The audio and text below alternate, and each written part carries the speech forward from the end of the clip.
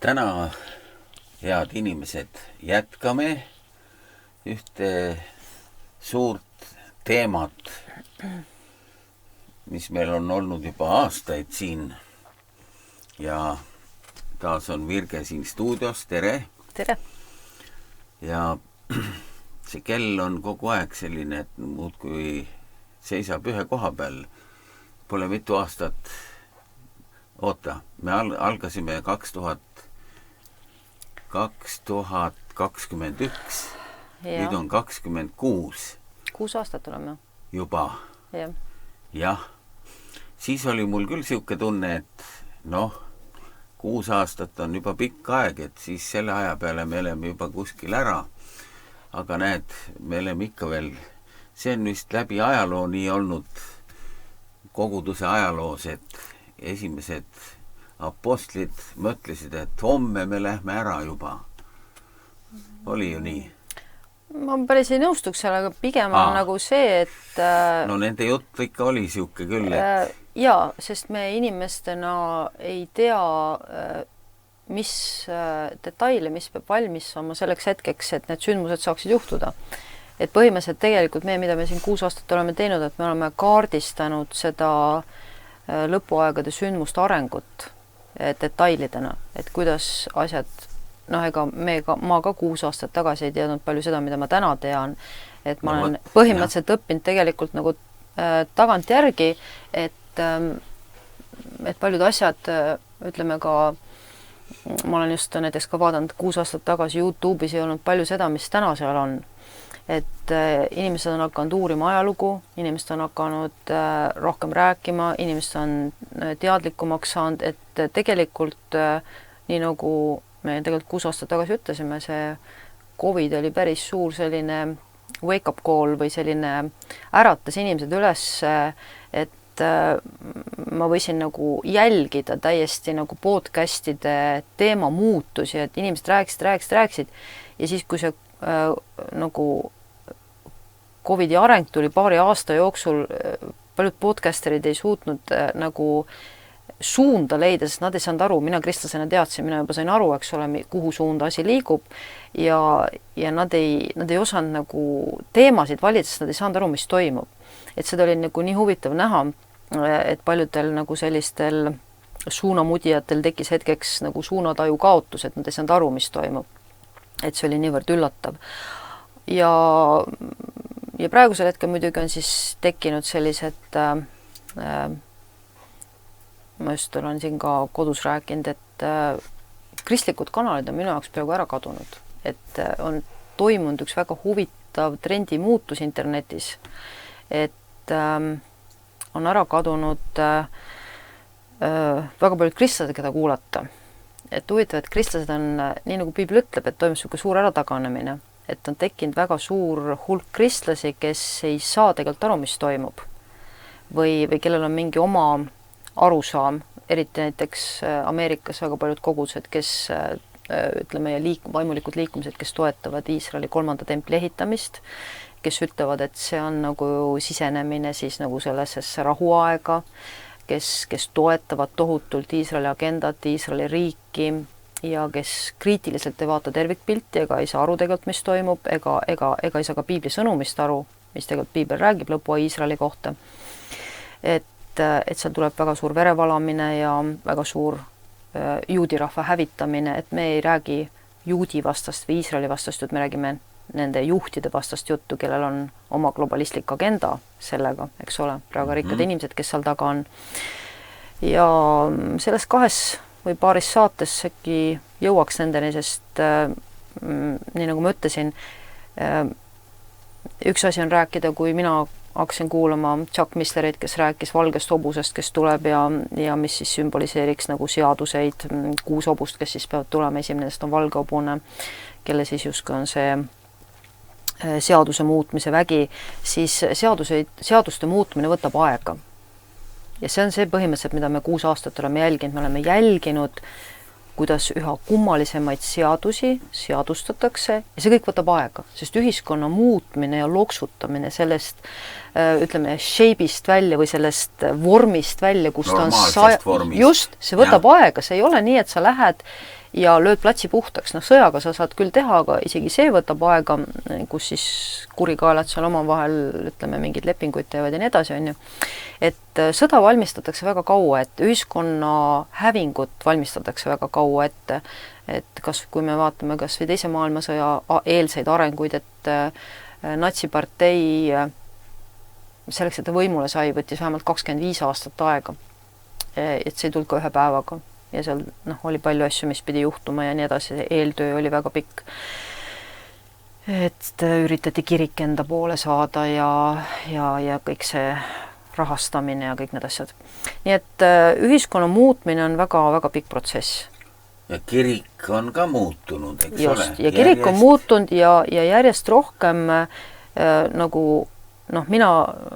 Ma mõtlen seda ülemaailmset kirikut just, on ju, jah? Just, et selline, ütleme, selle 6 aastaga on ikkagi, et kui 6 aastat tagasi inimesed läksid vihaseks minu peale, sellepärast, et ma julgesin midagi öelda kiriku kohta, et kirik taganeb ära, siis täna ei saaks keegi enam vihane olla, sest see on nii ilmselge lihtsalt, eks ole, me näeme seda lihtsalt nagu kõikides uudistes, et on see siis homoseksuaalsete seaduste vastuvõtmine kirikute poolt, mis on muutunud täiesti nagu normaliseerituks, nüüd ka juba Eestis, eks ole, on juba need jutud, siis ütleme, maailma ühtse religiooni oikumeenia loomine, kus siis me pannakse pudru ja kapsad kokku igasuguste moslemite ja ortodoksete juutide ja kõikide muude vahel, eks ole, ja hinduismid ja kõik asjad sinna.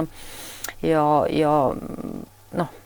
kui sa lööd interneti lahti, siis sa võid näha kõiki neid usujuhte koos piltidel, siis igasuguste joogide ja budade ja asjadega koos, et see on väga kiiresti 6 aasta jooksul, ütleme, kandmas vilja, seda tööd on tehtud tegelikult juba teisest maailmasõjast alates, kui sa hakkad ajalugu uurima, millest me ka täna räägime, siis see tegelikult, mida meie siin 6 aasta jooksul kaardistame, on tegelikult nüüd see viljapea, mida ei saa enam eitada, et see on nüüd juba nähtav, see kannab oma vilja praeguses ühiskonnas ja täna me oleme siin väga palju oma saadetes rääkinud prohvetlikult, mis Iisraelis peab juhtuma selleks, et siis sinna saaks tulla lõpuks antikristuse keskus, siis me näeme selle arengut, et sel sügisel siis peaks toimuma esimene see punase lehma ohverdamine, mis siis eelmine aasta edasi lükkus, sel aastal siis tahetakse. Ei, tähendab, oli mitte ametlik, võib-olla suure tõenäosusega. Ma arvan, et suure tõenäosusega see oli pigem nagu mingi okultistlik ja järgmine samm on siis lihtsalt see, et nüüd tuleb see ametlikult ja samamoodi on siis selle aasta novembris ka see teema, millest me oleme rääkinud, Noahid lood, ehk siis Noahid seadus, Noa seadus 7 siis punkti, mis siis selles novembris siis esimest korda ülemaailmselt tahetakse nagu kinnitada. Aga täna ma selles saates sellest ei jõua rääkida, sest see nõuab natuke pikemat ettevalmistust, sest inimesed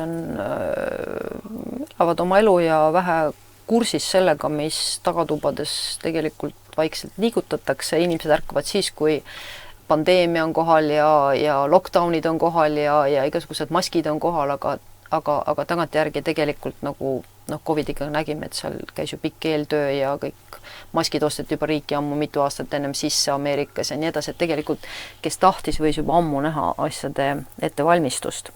Et samamoodi ka praegu ja et me siiski ja mõtlesin kodus, et mis see saate nagu mõte on ja ma arvan, et kõige täpsem mõte võiks olla siis kirjeldatud 2 kirja kohta, mis mul nagu esile tulid, on siis Danieli raamatust, kus siis öeldakse 12. peatükis nii, et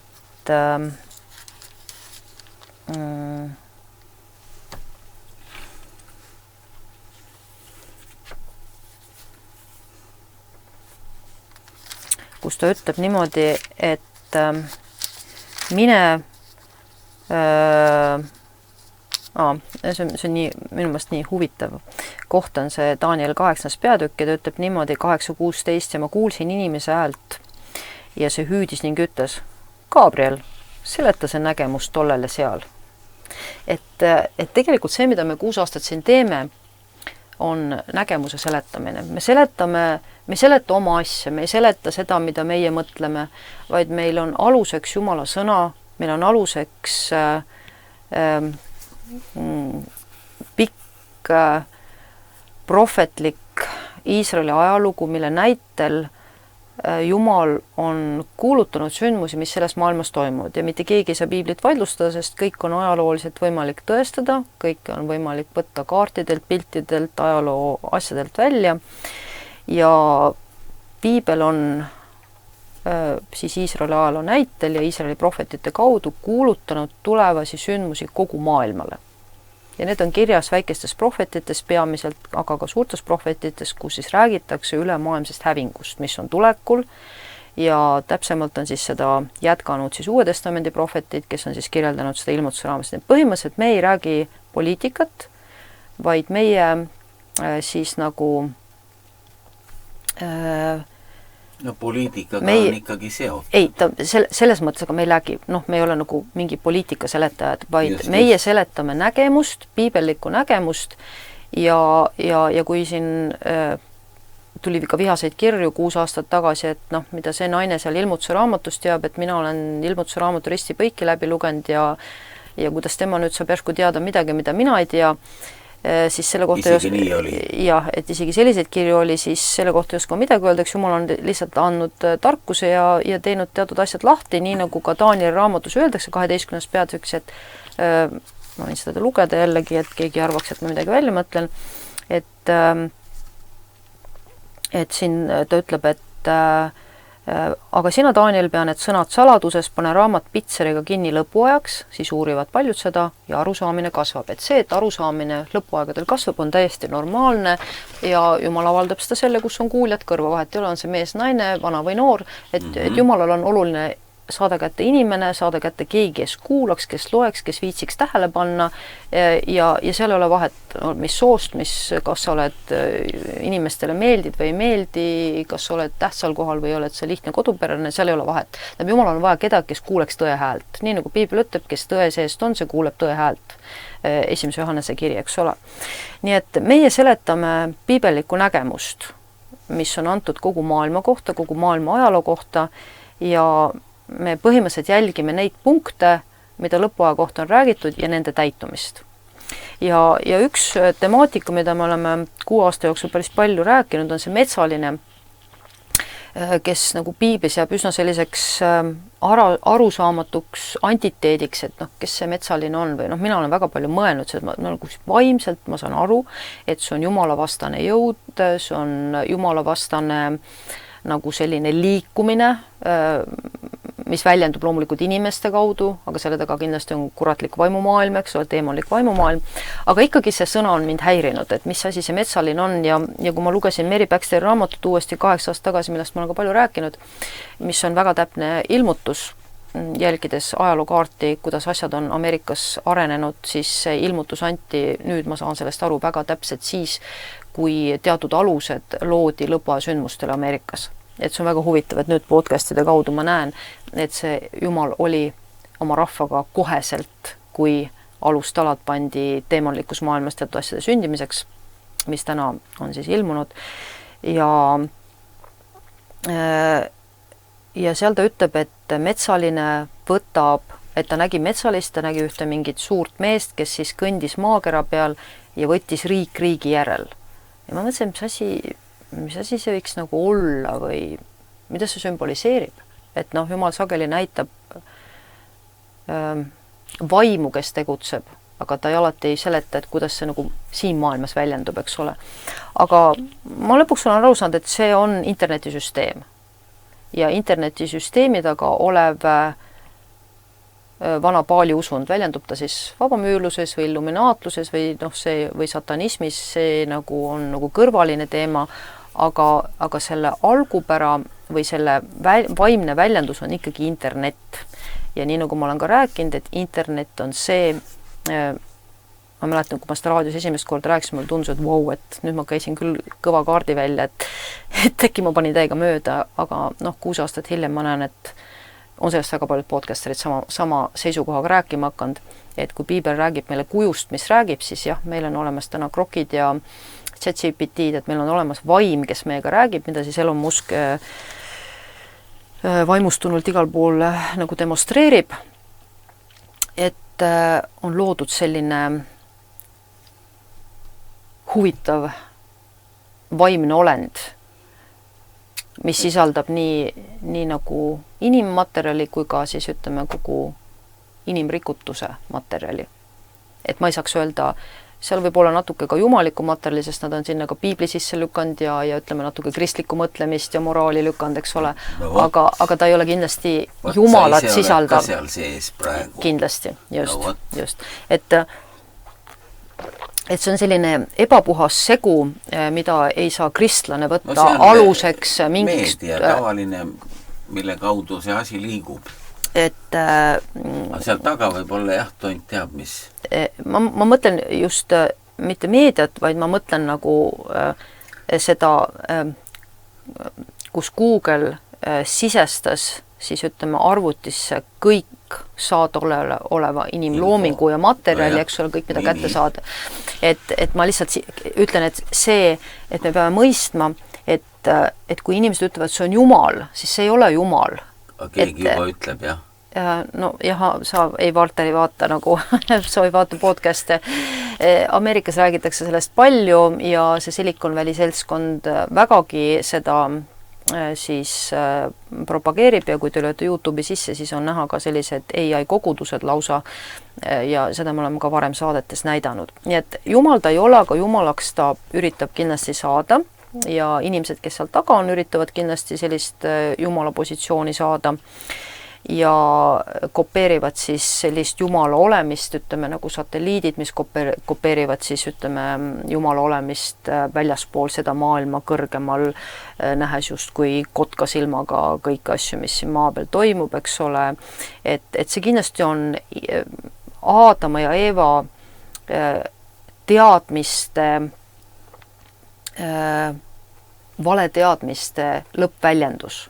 Nii nagu Jeesus ütleb ühes prohvetlikus raamatus, see oli vist Anna Roteeramat, ütleb, et inimesed peavad lõikama kogu vilja, mis nad on külvanud. Et see inimsoov teada, miks siis kõikidel riigijuhtidel läbi ajaloo, sa võtad piibli, kõikidel olid nõiad.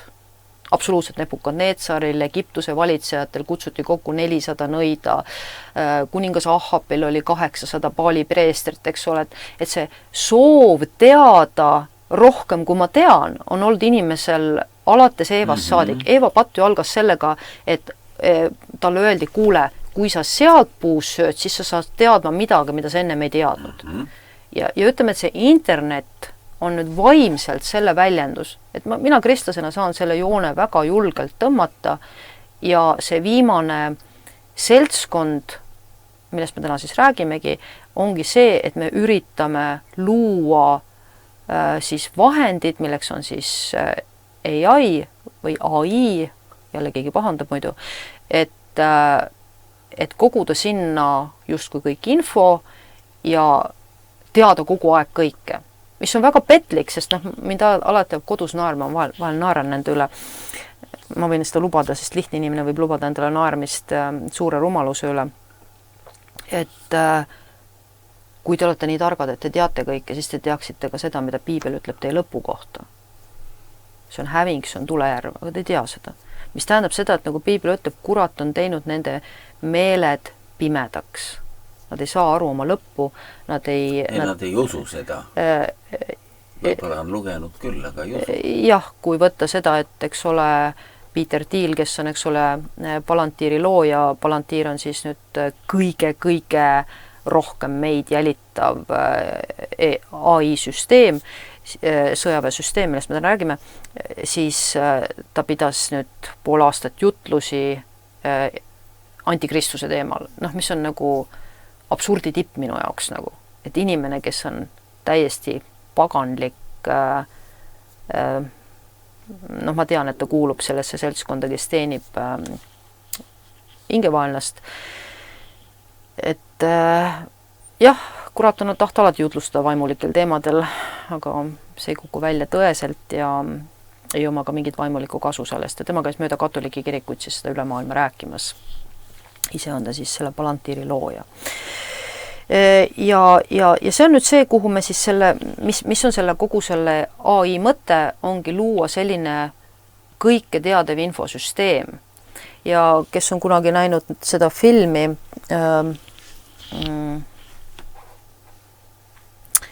kus hoppikene tuleb praegu meelde see filmi nimi, kus siis ka oli naine, kes soovis kõike teada, see on nii kuulus film, näed, ei tule mällu, siis see oli nii huvitav, kuidas see lõppes, et kui ta siis palus nendel humanoididel, et ma tahan kõike teada, siis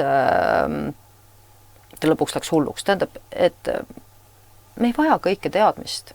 Me vajame, Piibel ütleb, meie usk ei seisa mitte teadmis, meie usk seisneb usalduses ja usus. Et tegelikult me vajame Jumalat, me vajame usku ja usaldust Jumala vastu. Ja Piibel ütleb, et minu õige peab usust elama ja usk ei ole nägemine. Eks ole, Piibel ütleb, et usk ei ole nägemine, usk ei ole ette teadmine. Jumal ei pea minule igat sammu ette teatama, mis minuga juhtub, ma pean elama usus ja usalduses.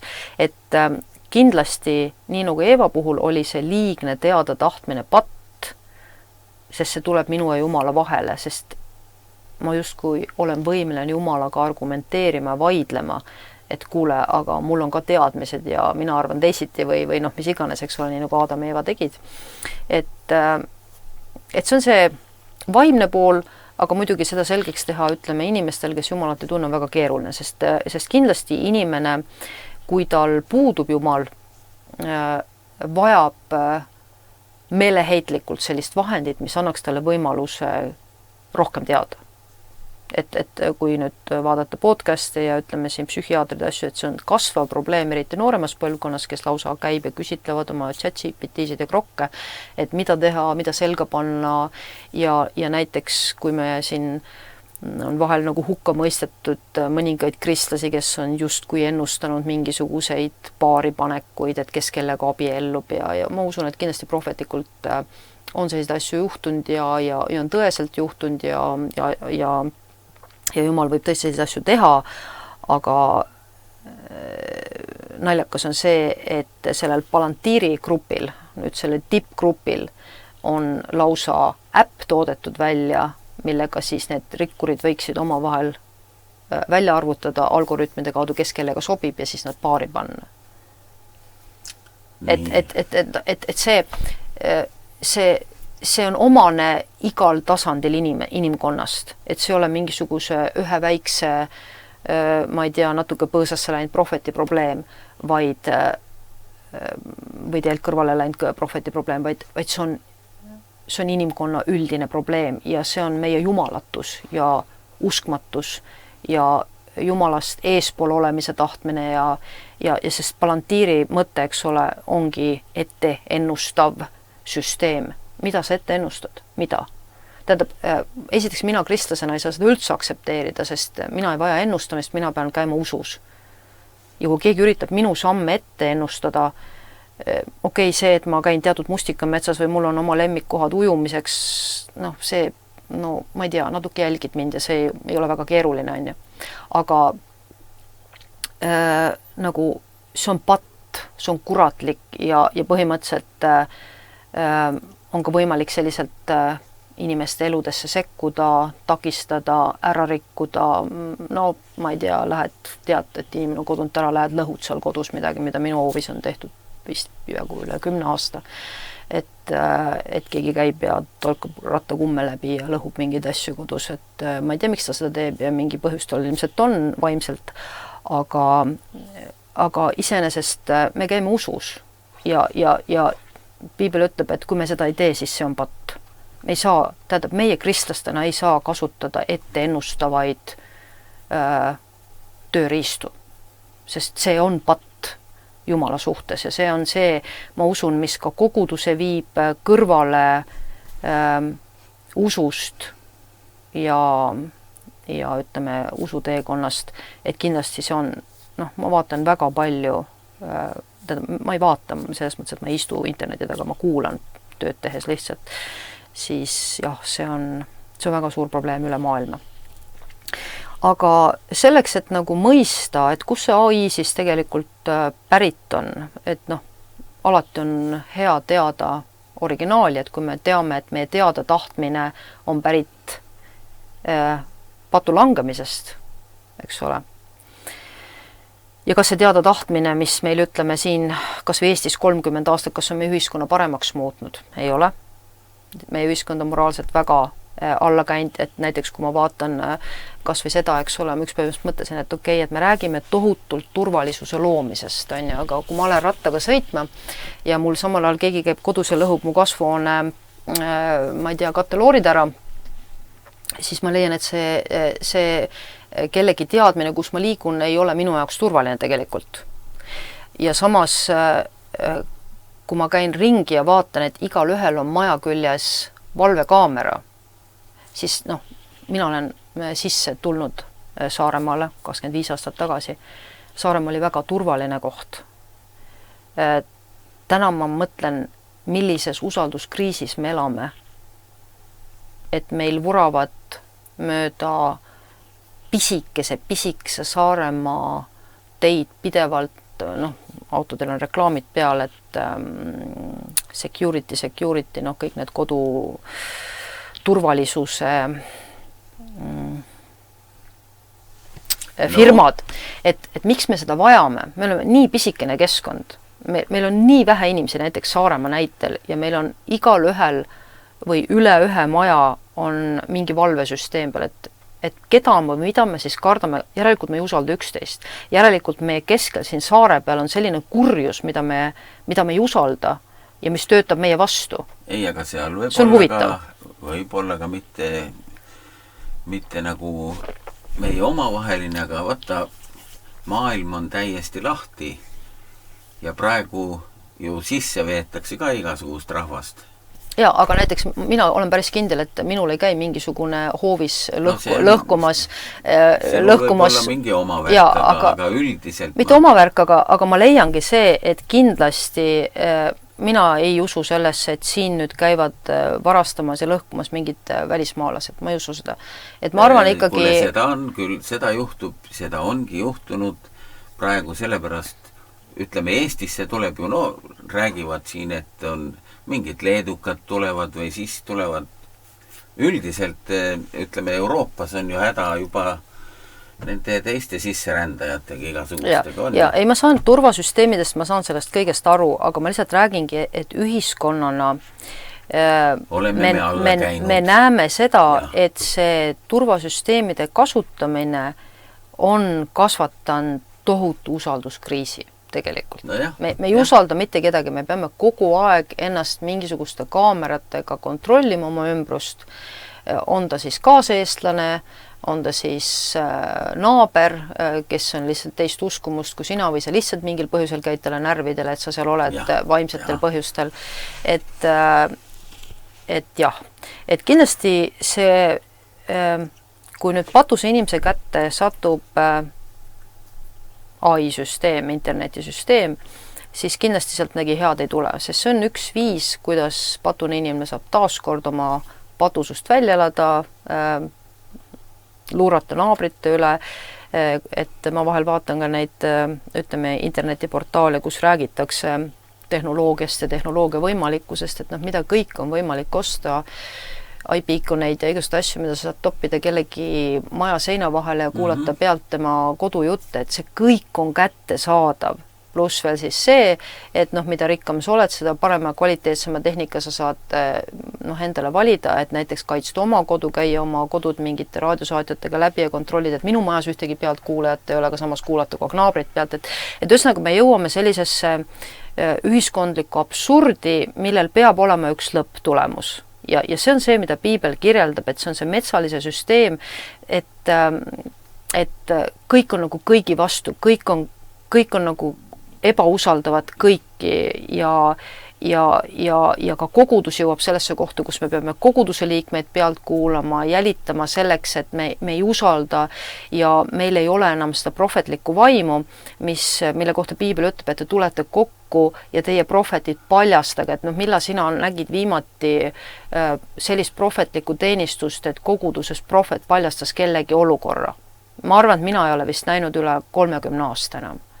Mul on küll endal selliseid kogemusi olnud, isiklikke kogemusi olnud, kus ma olen teadnud inimeste asju ja need on tulnud välja, jah, need ongi olnud. Aga ma ei tea, see tähendab seda, et me juba kogudusena Eesti tasandil juba üle 30 aasta ei toimi nii, nagu Paulus koguduse kunagi kehtestas. No sellist avalikku värki vist pole nagu võib-olla isegi 70 aastat, ma ei tea, võib-olla juba Vene ajal juba olnud. Isegi seda, et noh, see ei olegi, et sa peed inimesele see on see humanism, mis tuleb, aga see ei ole piibelik, et me oleme kutsutud Jumala sõna järgima.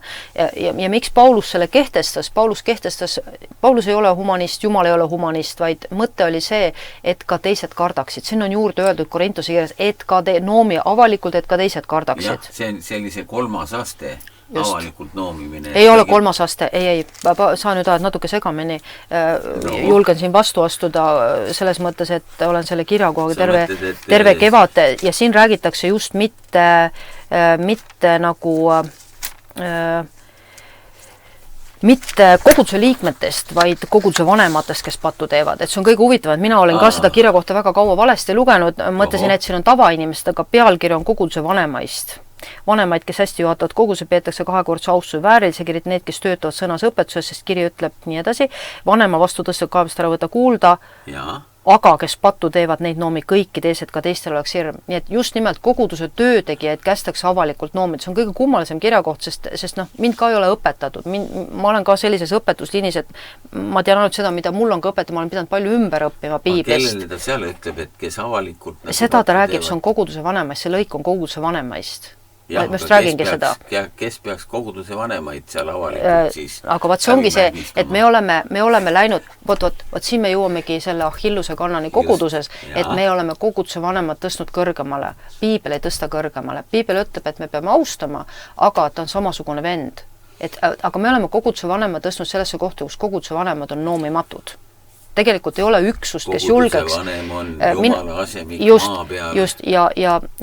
Just vaatasin podcasti ka Ameerikas, Julia Royce tegi pika podcasti, et kust on tulnud õpetus sellest, et kui sa kogudu vanemat noomid, siis Jumal karistab sind. Et see oli terve õpetus, see tuli pärit Ameerikast ja ta räägib sellest pastorist, kes selle raamatu vist 6-70 juba välja lasi ja sellest sai tohutu suur õpetus, sest meestele meeldib selline õpetus, et sa oled täiesti noomimatu, sind mitte keegi ei saa noomida, sind ei saa keegi talla alla panna, eks ole, aga see ei ole piibelik. See ei ole piibelik. Seal muidugi piiblist neid kirjakohti. Seal ei ole selliseid kirjakohti. Ma ei tea, milliseid kirjakohtadest räägite, aga seal ei ole kirjakohti, mis räägiks, et Jumal karistab sind sellest, et sa pastorit noomid. Sellist kirjakohta piiblis ei ole olemas, Uues Testamendis. Nii, ja siin ta ütlebki, et noomi avalikult ma vannutan sind Jumal... Nad ütlevad nii, et ära tõuse võitu, Jumala võitu vastu. Ei, see on Vanas Testamendis. See ei ole Uus Testament üldse. Aga sa ei saa võtta, sest Uues Testamendis sul väga selge... Vanas Testamendis ei olnud kogudust. Me ei saa võtta Vana Testamenti enda aluseks, sest meil on Uus Testament, uus leping ja meil on Uue Testamentlik õpetus koguduse toimimiseks. Me ei saa võtta Vana Testamendi kirjakohti ja rebida välja sealsest olukorrast, sellepärast, et seal olid hoopis teised reeglid. Uues Testamendis on meeleparandus, mida Vanas Testamendis ei kuulutatud. Meie elame, piibel ütleb, Jumala arm kasvatab sind selleks, et sa parandaksid meelt. Jumala arm ei kasvata sind selleks, et sinu patud oleks varjatud. Piibel noomib selliste sisse pugenud valevendadest, nagu Juuda kiri ütleb, kes on ammu kirja pandud hukatuseks, kes toovad sisse salamisi hukutavaid õpetusi ja kes teevad lihalike pattest. Enamasti kaasnevad sellega seksuaalpatud, mida siis ei taheta ära lõpetada või mida ei taheta avalikustada, eks ole. Ja sellepärast, kuna Paulus seda ka kogudusest nägi, ta ütlebki, ma vannutan sind Jumala Kristuse Jeesuse ära valitud inglites, ma vannutan. See on nii tugev kirjakoht. See on esimese Timoteusele. Ja ta ütlebki, räägib vanematest, kuna tema siis pidi ka vanemaid paika panema. Ja tema pidi vanemaid paika panema ja töötegijaid. ja ma vannutan sind Jumala ja Kristuse Jeesuse ära valitud inglites, et sa teda pead silma eelarvamist ega tee midagi erapoolikult. Nii et ta vannutas seda, sest ta teadis, et inimestel on komme, et kui kellelgi on võim, siis me hakkame nagu sellele inimesele natuke tegema teisi eelistusi, me hakkame pugema, me hakkame kummardama teda ja tegelikult me loome ühe vale asja, mida Uues Testamendis ei ole. Uues Testamendis ta ütleb, et koguduse vanem ärgu pidagu ennast karja üle valitsejaks, vaid kui karja hoidjaks ja see on täiesti teine hoiak, aga kahjuks ma ise olen ka väga palju sellega haiget saanud, et karja püütakse valitseda, mis ei ole üldse piibellik. Sina ei valitse minu üle, sa oled kaasõnnistuse pärija ja piibel ütleb, et koguduse vanemad on suurema karistuse all oma ameti tõttu, suurema, ütleme, Jumala karistuse all, seda ütleb nüüd Uus Testament, et õpetajad, kes õpetavad või kes juhivad, on suurema karistuse all kui need, kes on tavaliikmed. Ütleme ka teised ametid, eks ole? Ma mõtlen just selles õpetajad ja seal on neid ametid erinevaid. Ja ütleme, kogudus on selles mõttes juba tegelikult väga pikka aega üle maailma, ütleme, eriti ju tuleb välja ka see ka megakirikutes, et kui sul on 100 000, 10 000, siis kuidas see prohvetlik teenistus üldse saab seal toimida, see ei saagi toimida. Et seal on see üks supermees ees, kes siis kogu aeg jutlustab mingit sükest hästi positiivset sõnumit, on ju.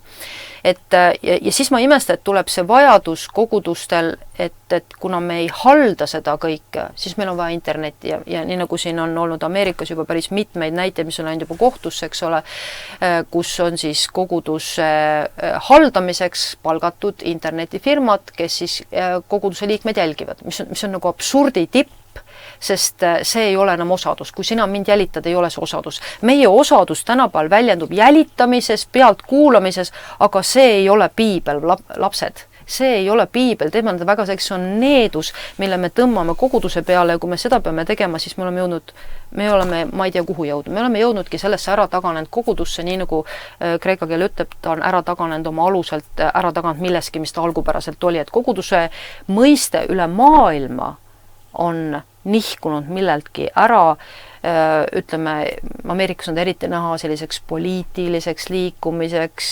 mingisuguseks poliitilise Iisraeli toetamiseks ja nii edasi, et kogu see mõte, mille vastu Paulus võitles, need asjad on kõik tagasi tulnud.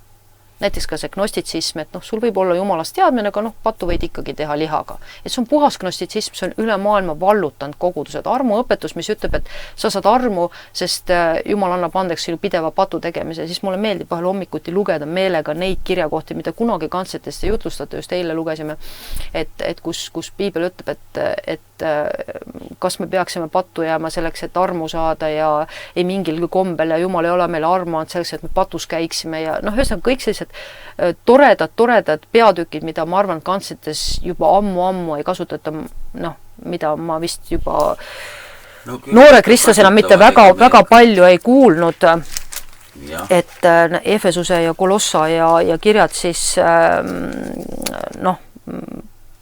kes on Jeesuse Kristuse pärast oma liha ristlööndest, tema ihalduste himudega, eks ole, või te olete vennad kutsutud vabaduseks, aga mitte lihale ajata andvaks vabaduseks, et need, kes teid tülitavad, endid ära lõikaks ja ärge äksige, Jumal ei anna ennast pilgad, sest mida inimene külvab, seda inimene lõikab ja sellised toredad, karmid, selged, teravad kirjakohad,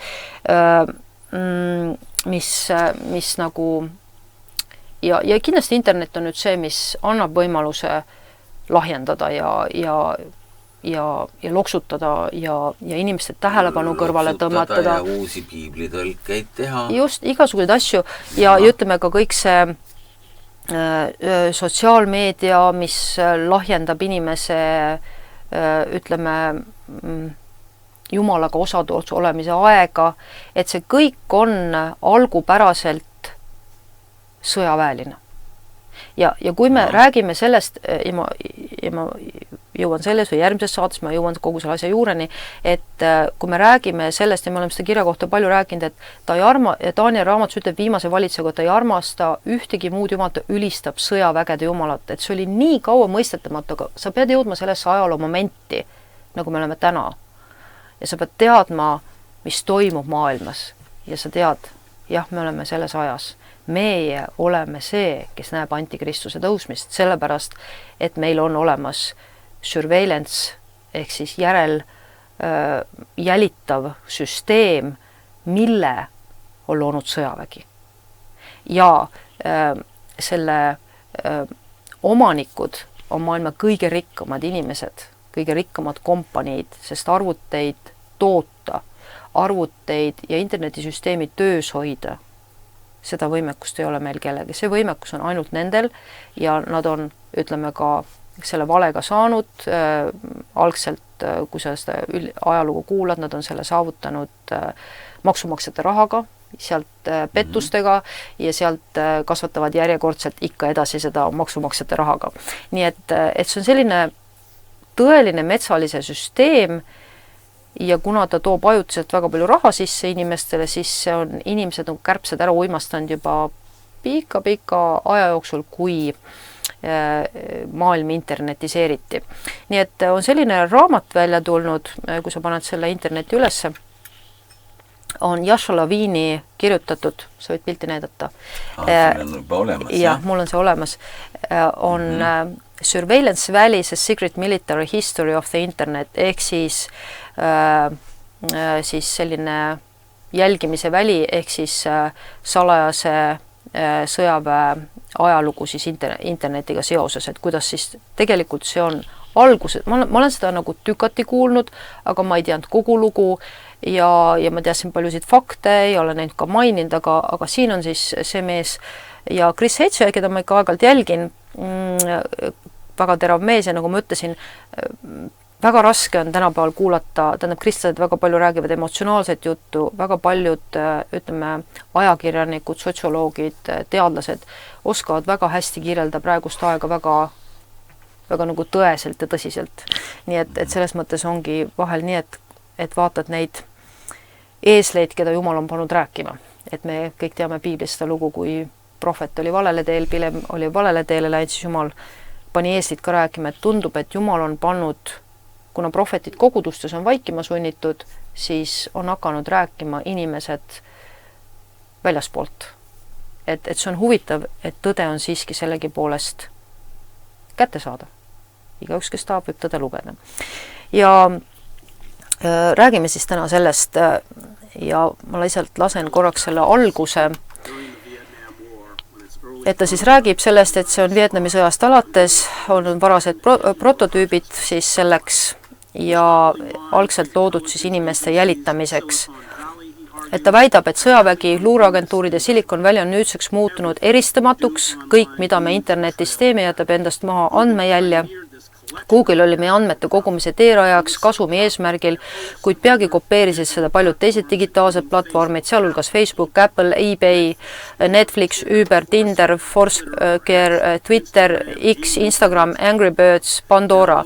Me oleme inimkonna ajaloo enim jälgitud, pildistatud, monitooritud, uuritud, profileeritud ja uuritud elanikkond.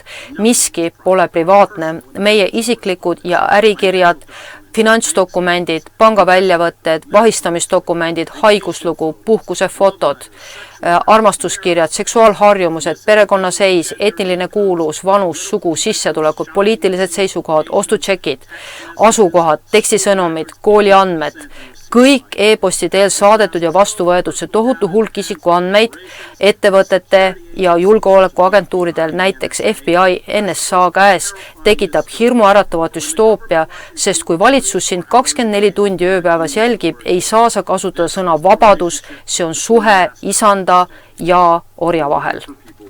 Nii et keegi arvaks, ma lugesin selle ette, muidu inimesed jälle räägivad selliseid imelikke jutte, et ma pean selle äädisid vahelt ära laskma.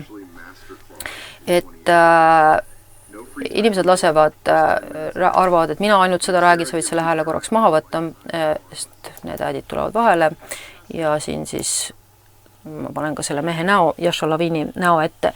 Nii et me hakkame siis vaatama, kus siis see armas internet, mida me kõik ülistame, pärit on ja milline on see sõjaväeline operatsioon, millest Daniel kirjutab meile 11. peatükis, väites siis, et viimane valitseja on väga kaval, osav, aga mille kohta on öeldud mitte omast jõust. Nii et ma arvan, et see klausel seal juures on just nimelt internet, mille alusel viimane valitsus saab olla nii vägev sellepärast, et kui sul on olemas absoluutne info absoluutselt kõige ja kõigi kohta, siis sa saad valitseda. Muidugi praegu väiksed kalad kasutavad seda ära, kohalikud ärimehed, kohalikud maffiaoosnikud, kohalikud kurikaelad, naabrid, kes tahavad lihtsalt oma lähedasi ära kasutada, lähedal elavaid inimesi ära kasutada. Et see, me peame ühe asja mõistma, see kõik on väga ajutine. See kõik lõpeb katastroofiga, seda räägib meile Jumala sõna. Ja me oleme seda nägemust selgitanud, aga kuna nüüd infot tuleb rohkem, siis just sellised mehed nagu Yasha Lavin ja paljud teised, kes lasevad selliseid häid raamatuid välja, et sa saad üldpildi, et tegelikult kus on see algupära, et me ei teadnud seda, ütleme 30 aastat tagasi. Aga nüüd on siis inimesi, kes on väga vihaseks läinud ja asja uurima hakanud ja toonud need asjad välja. Ja siin on siis selle mehe nägu, kes on selle kirjutanud ja siis ta annab siin Chris Hedgele siis ka intervjuu, et võib siis korraks näidata. Tema on siis selle uuringu teinud, pikalt käinud arhiivides, mitte siis, et kuskil niisama jutu puhumas, vaid tõesti süvenenud ka mitmetesse arhiividesse. Nii et 1960-ndatel oli siis Ameerikal võimul Kennedy ja Kennedy valitsuse ajal toimus siis Vietnami sõda. Ja Ameerika, kes siis oli tollal selline supervõim maailmas, mõistis väga kiiresti, et selleks, et suured sõjad saavad alguse väikestest ülestõusudest. Ja selleks, et siis saada aru, kust hakkab mingi asi vaikselt juba tekkima, oli vaja suuremat pilti, suuremat ülevaadet. Ja kuna teises maailmasõjas juba oli olemas, siis tegelikult ju radarisüsteemid olid olemas, pealtkuulavad kivikesed, mida sai looduses kasutada siis andmete kogumiseks, tähendab tegelikult ütleme palju sellest tehnoloogiast oli juba teises maailmasõjas olemas, ütleme ka see metalli loopimine õhku, eks ole, mida praegu tehakse. Ma arvan, et seda ei tehta mitte ainult geoinseneerimise eesmärgil, vaid seda tehakse ikkagi ka sõjalisel eesmärgil, et see aitab interneti paremini levida ja mingisugused andmeid koguda ja ühesõnaga ma arvan, et sellel on palju suurem sõjaväeline taust kui lihtsalt see, et keegi siin mingit loodust üritaks hävitada, et ma ei osta seda mõtet kohe üldsegi mitte, sest seda tehti juba teise maailmasõja ajal luureandmete kogumiseks. Nii et see on kogu aeg olnud sõjaväeline tehnoloogia, salajane, loomulikult selleks, et riigid üksteise vastu saaksid võimu näidata. Ja kuna siis Vietnami sõda oli, Prantsuse koloonia oli ja ameeriklane läks ka sinna sõdima, siis oli selline väga keeruline sõda, kõik on kindlasti filme näinud selle kohta, kuidas siis olid džunglid ja siis need sõdalased olid siis väga osavad kasutama džungli eeliseid Ameerika ja Prantsuse sõjaväe vastu. Ja nad tulid siis sellele ideel, et aga äkki püüaks ta sõda, mis on peaaegu võitmatu, kuidagi võita teistmoodi. Võib olla üks põhjus, miks Kennedy tapeti, oli just nimelt see, mida ükski film ei räägi, ma lihtsalt olen tavainimesena, lihtsa inimesena nii mõelnud, lihtne inimene võib ka oma mõtteid mõtelda, et keegi ei keela. Küll keelatakse.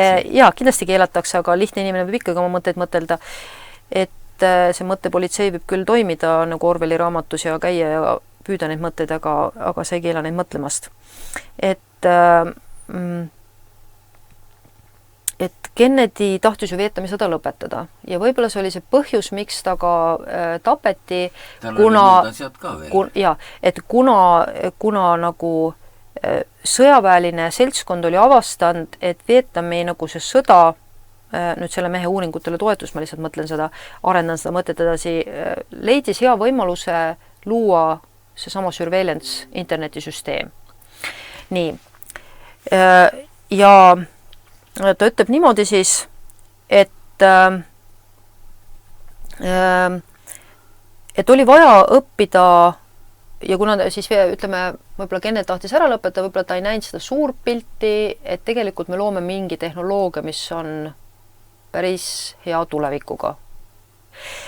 Ei tea, ei saa seda kontrollida. Midagi seal oli, mingi konflikt seal oli sõjaväe ja Kennedy vahel, et ta kõrvaldati.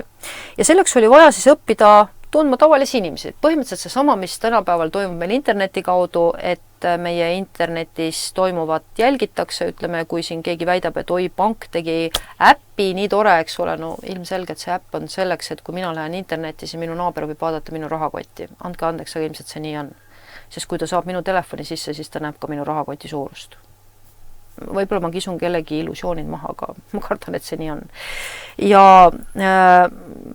mis oli sellest väga kole, et nii nagu Kris Eetse ütles, meil ei ole midagi, absoluutselt mitte midagi, mis oleks salajas. Ei sinu notari käigud ega kuskil miski ei ole enam salajas, sa ei saa teha midagi, et keegi seda kuskil, kes sinust vägevam on, ei teaks seda.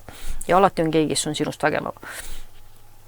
Ja selleks oli vaja tavainimesi õppida tundma, et mõista, miks, mille vastu üles tõustakse ja selleks loodi selline sõjaline siis programm nagu ARPA ja see oli internetiprogramm, mille lõi siis sõjavägi luureagentuuri poolt ja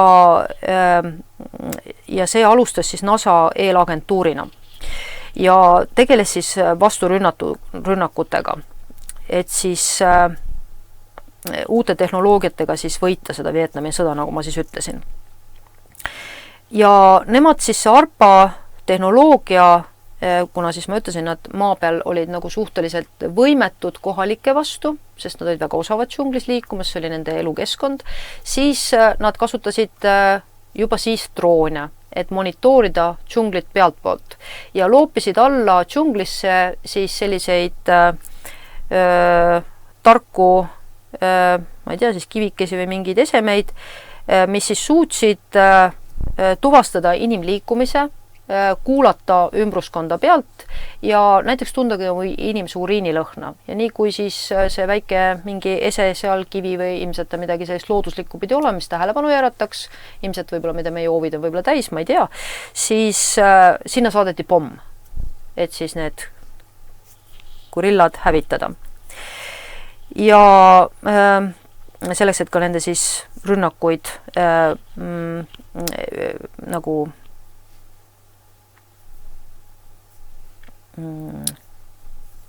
olla nendest ees samm ees. Ja selleks siis oli vaja õppida tundma nende harjumusi, nende rahvust, nende uskumusi, spirituaalseid, psühholoogilisi tehnikaid. Nii et põhimõtteliselt seesama, miks meid jälgitakse, et mis talle meeldib. Et kui ma tean, mis talle meeldib, siis ma tean, et sellise ilmaga ta läheb jooksma, sellise ilmaga ta läheb seenele, sellise ilmaga ta läheb, kui ta on vihane, siis ta teeb neid asju, kui ta on rõõmus, siis ta teeb neid asju, et inimest kaardistada, et isegi kui me oleme pühavaimu templid, Jumal ei võta meilt ära isikupära, meil on oma isikupära, mõni mängib meil on hoolses meeleolus klaverit, mõni tinistab kitarri, mõni läheb jooksma, ühesõnaga meil on erinevad väljendused ja kuratlik on see, et selle teada tahtmine ei ole mitte sõbralik. Selle teada tahtmine on kuratlik, et tegelikult sind rünnata.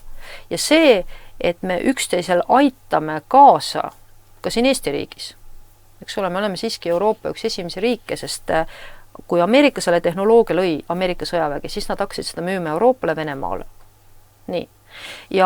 Ja me oleme ostnud ja Eesti oli esimene riik, kes tõi ID-kaardid, me olime esimene riik, kus toimusid tiigrihüpped ja kõik muud toredad lõvihüpped ja tegelikult me ostsime selle tehnoloogia valitsuse poolt selleks, et tegelikult jälitada oma inimesi. Nii et see, mida tehti, mu mees oli tollal koolidirektor, kui tuli suur arvutiklassid ja asjad, siis nüüd tagantjärgi teades, miks seda tehti ja kuidas seda tehti, eks ole, tollal kõik rõõmustasid, tehnoloogia jõuab meie õuele, me areneme, see tõi palju raha sisse, see tõi palju edu sisse, aga see tõi ka selle, et me maksime selle hinna, et meil kadus ära privaatsus.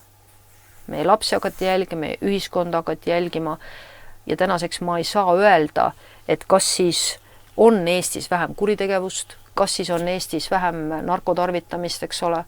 Et kui meil on nii tohutu jälgimine, miks on Saaremaal kokaiinimüük, minu jaoks tekib küsimus. Ei ole väga keeruline siin monitoorida inimeste telefoni ja leida üles kurikaelad.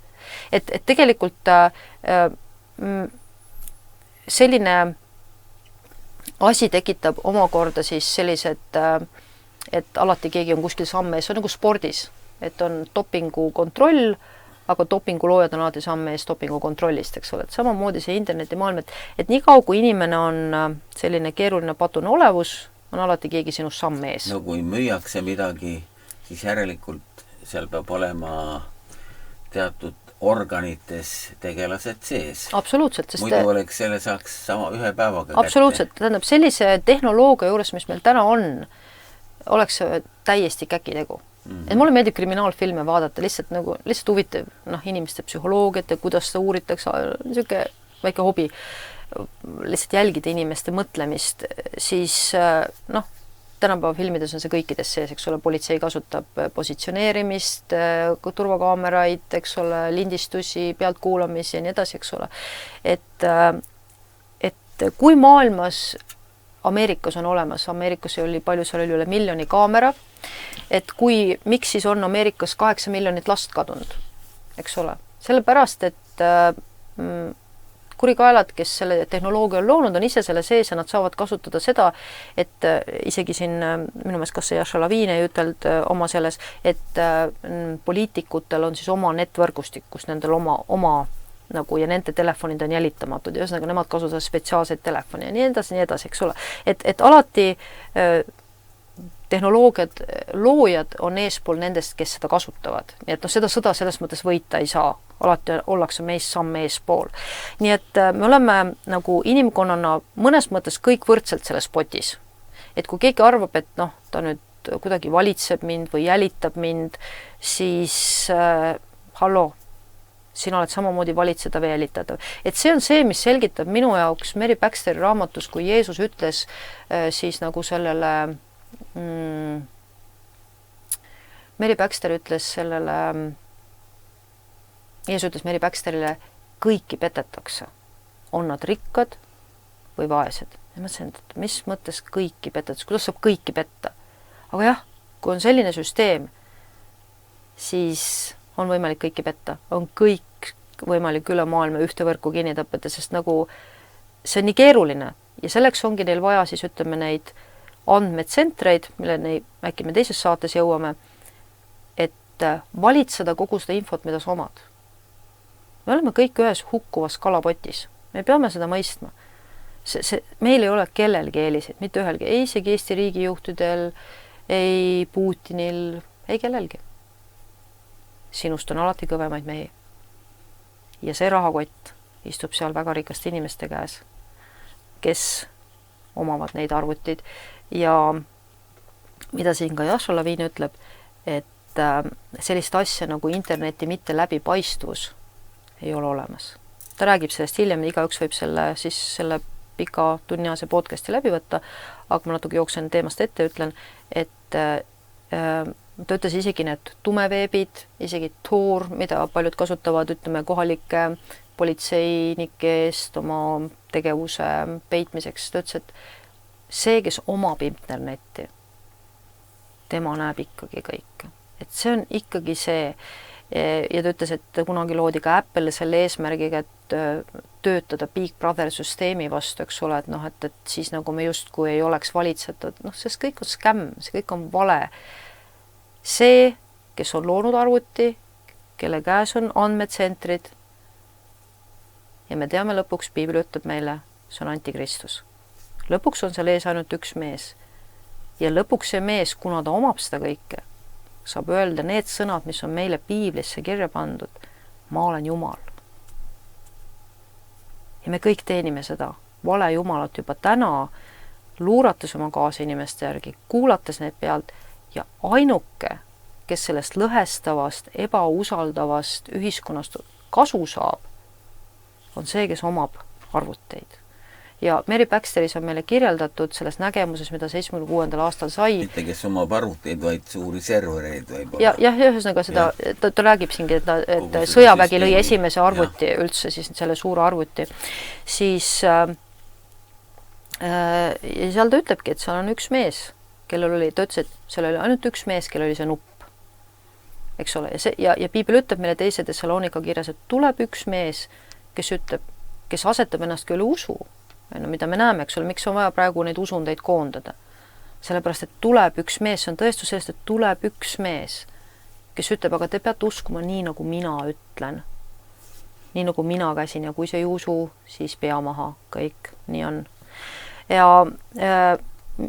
ma loodan teises saates jõuda selleni, mis toimub siis selle Noahid looga, sest see on seotud sellega, millest me rääkisime 6 aastat tagasi, kui me rääkisime, et Obama pani giljotiinid Ameerika tänavatele, suured giljotiinid, ja Noahid loo, mida nüüd sel sügisel seadustatakse, ülemaailmselt tahetakse seadustada, see seob selle nüüd üheks, sest seal öeldakse, et pea maha, kui sa ei täida seda 7 käsku. Ja kui esimene käsk muidugi selles on see, et sa ei teeni Jumalat, on ju, aga sealt ei pääse keegi. Selles mõttes, et tingimusi sinu pea maha löömiseks, nagu Prantsuse revolutsioon tõestas kunagi Prantsusmaal, leiab alati. Lugege ajalugu. Aga sellest ma räägin hiljem, ma ei taha ette minna teemast. Nii et loodi siis see ARPA süsteem. Me teame, et praegune Silicon Valley partner on siis DARPA, eks ole, mis on maailma kõige salastatum sõjaväesüsteem, kus kõik neid koledaid asju tehakse, katsetatakse ja kelle käes siis on kogu see kiibi tootmine ja kõik muu asi. Ja kellega koostööd teeb siis Elon Musk. Siis tema ARPA, siis see sõjaväeline organisatsioon, rahastas ka neid uuringuid ja rahastas neid inimesi, kes siis läksid sinna Vietnami koha peale ja kõige naljakam oli siis see, et ma olen seda Eestis ise tähele pannud, et sul käivad järgi inimesed, vabandage väga, ma olen väga tähelepanelik inimene ja sa näed, kuidas sul käiakse järgi poodides ja tänavatel ja vahel looduses ja siis järsku hüppab kuskilt mingi tädi põõsast välja või mingi püssimees või mingi naljakaid sündmusi on olnud, siis ta ütlebki, et need inimesed mängisid hipisid ja tegelikult nad olid insenerid. Nad olid tegelikult internetiinsenerid, kes olid siis loodud Vietnamis looma seda internetisüsteemi, et neid saaks nagu jälitada. Ja nad mängisid siis hipisid. Nägid välja, suitsetasid viidi, käisid pikkade juustega, nägid väga tavalised inimesed välja. Sellised inimesi, ma usun, on meie hulgas väga-väga palju, kes näevad väga-väga tavalised inimesed välja, lausa võib-olla totakad, võib-olla kummalised, täiesti harmless, kahjutud ja tegelikult nad on palgatud, nad teevad oma tööd ja saavutavad selle, miks nad on ühiskonda palgatud. Ma ei ütle, et see on ainult Eesti, ma arvan, see on üle maailma. Nii et siis see on nagu huvitav, mis on siis välja tulnud, et nad nägid välja hipid Vietnamis. Ja siis Pentagoni liikus siis nüüd sealt Vietnamist nii palju infot, et neil tekkis vajadus seda informatsiooni siis nüüd sorteerida, sest kui sul, vanasti me mäletame, meil olid need perfokaardid, eks ole, arvutijaamades, me oleme kõik kuskil nõukaajal käinud, nii et nõukaajal olid need juba ka Eestis meil olemas, eks ole, ja siis kõik see perfosüsteem. Meil oli ülikoolis üks arvuti ja see käiski perfokaartidega. Just, aga ma mõtlen need arvutijaamad, mis meil olid, eks ole, siin Kuressaareski ja Rakveres oli ja nii edasi, eks ole. Et kui palju on tehnoloogia arenenud, on sellisteks väiksemateks läinud, aga muidugi need andmetsentrid on ikkagi väga suured. Aga sellest ma see saade ei räägi võib-olla.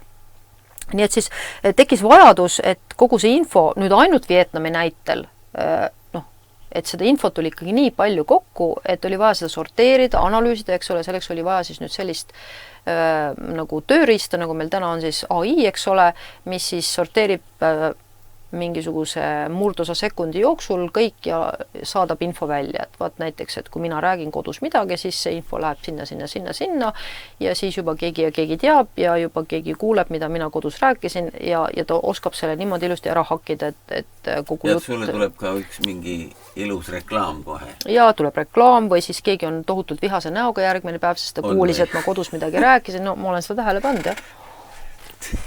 Või siis läheb kasvune klaas katki või midagi, eks ole, sest midagi sa rääkisid naabri kohta või tuleb koer Karlale naabrimajast, eks ole, et mingid imelikud asjad hakkavad sündima, sest sa oled kellestki midagi rääkinud ja kui sa hakkad seda tähele panema, siis lihtsalt see sa saad aru, et su kodu kuulatakse nagu reaalselt ikka pealt, on ju. Ja selleks on tõesti tänapäeval tohutult tehnoloogiaid.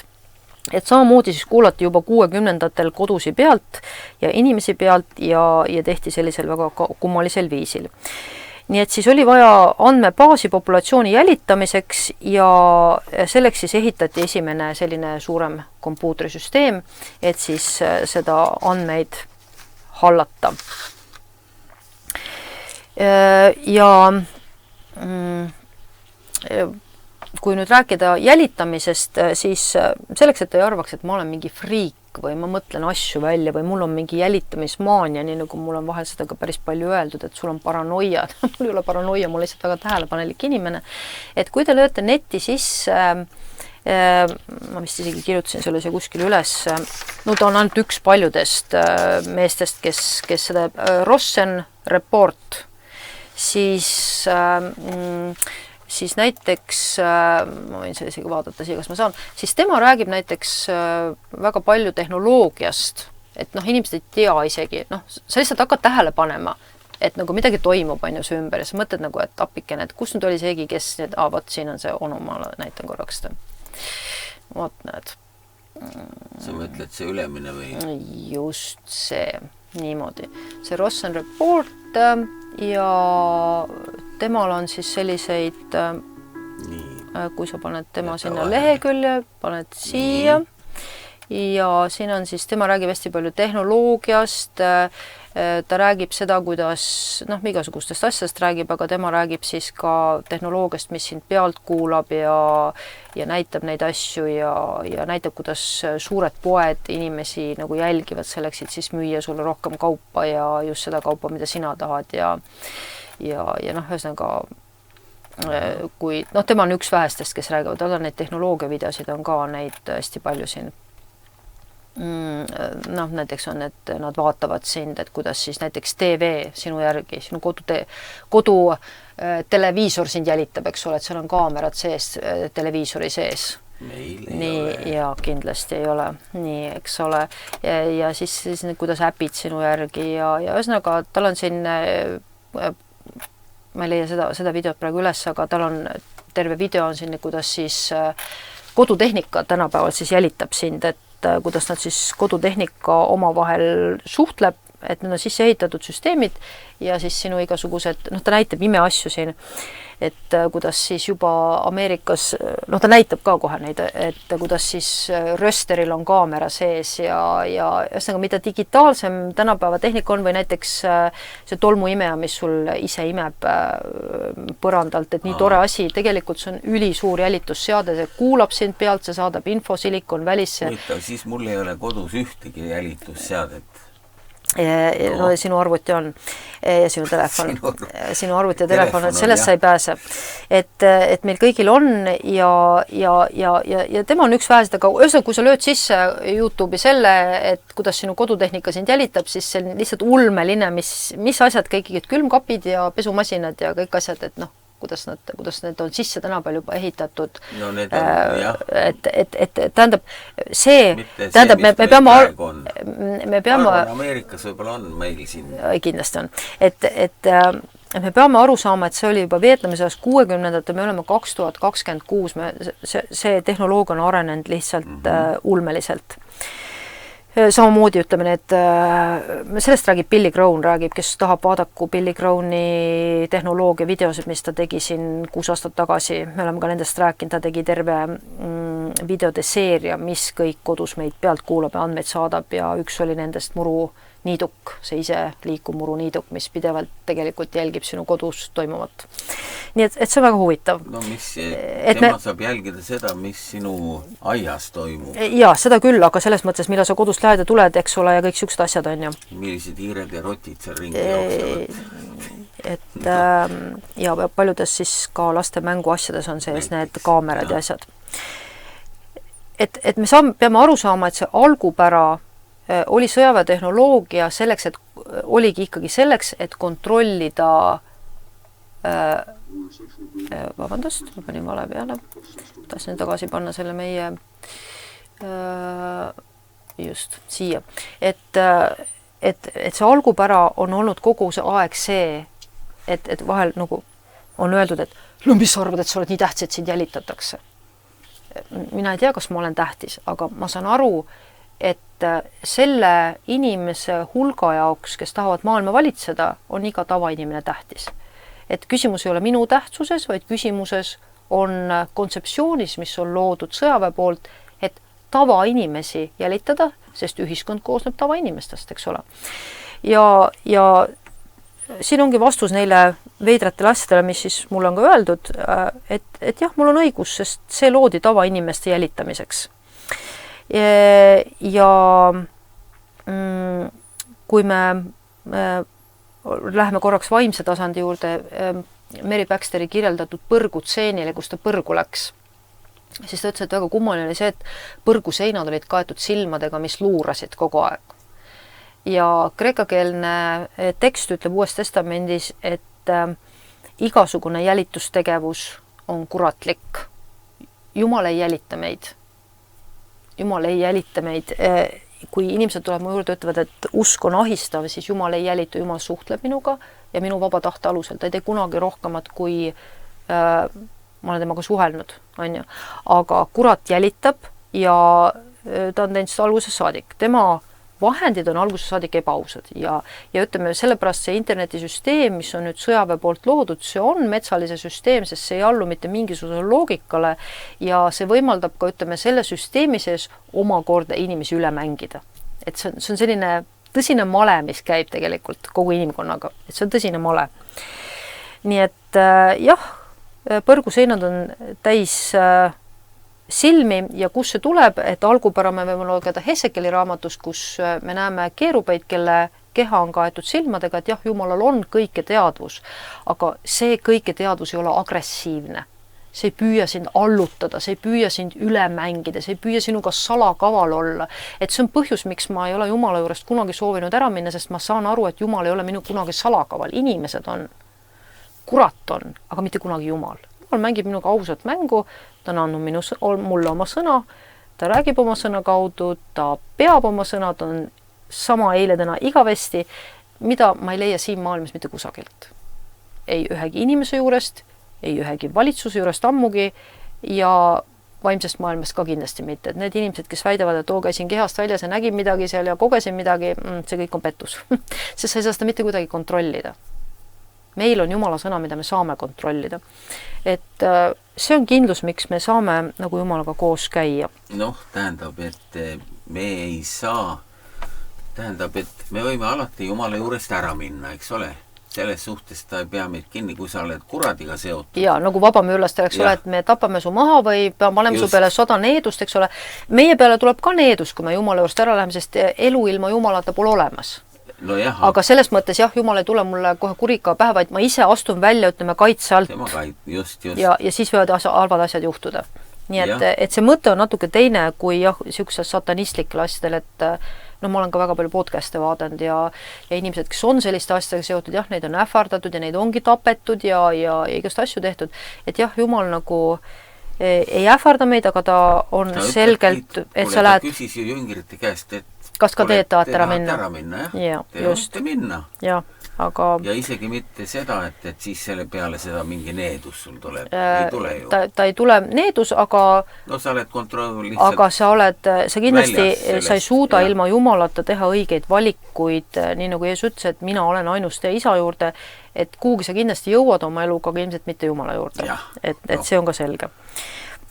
Nii et, õnnelikuks see sind ei tee. Just, nii et siis Ameerika avastas, et ta ei saa olla superriik, kui ta ei näe, see on siis ma nüüd tsiteerin selle Jasha Lavini sõnu sealt raamatust, sa ei saa olla superriik, kui sa ei näe linnu vaatena globaalselt kõike, mis toimub. Et see oli nagu ikkagi Ameerika sõjaväe eesmärk näha kõike, ikkagi ülemaailmselt. Ja siis nad muidugi võtsid ja hakkasid siis...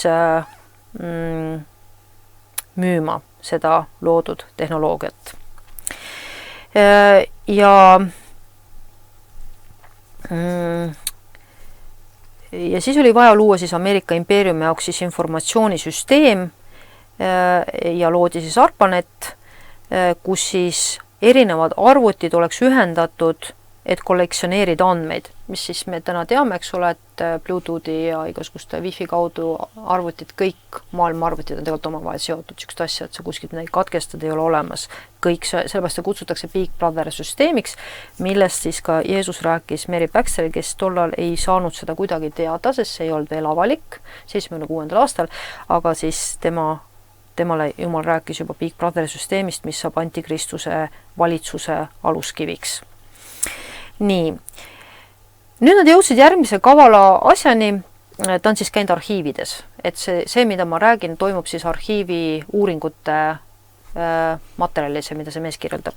Et nad jõudsid siis, ja mõne asja panen siis ise juurde, mida siin olen nagu aru saanud tema tekstist, et kuidas siis nüüd teha nii, et ei peaks nüüd nii palju võib-olla kogu aeg inimesi üle kavaldama, et aga palju lihtsam oleks ju panna see asi inimesele koju, panna see inimesele kätte. Ja kuna siis ta kirjeldab ka siin seda nii, et kes on arvuti inimene, võib seda vaadata, saab kindlasti veel rohkem aru, ma ei ole arvutiga nii palju tegelenud, aga põhimõtteliselt ta ütles, et see algne arvuti oli sõjaväe inseneride käsutuses ja sinna siis sisestati mingite kaartidega andmeid. Niimoodi.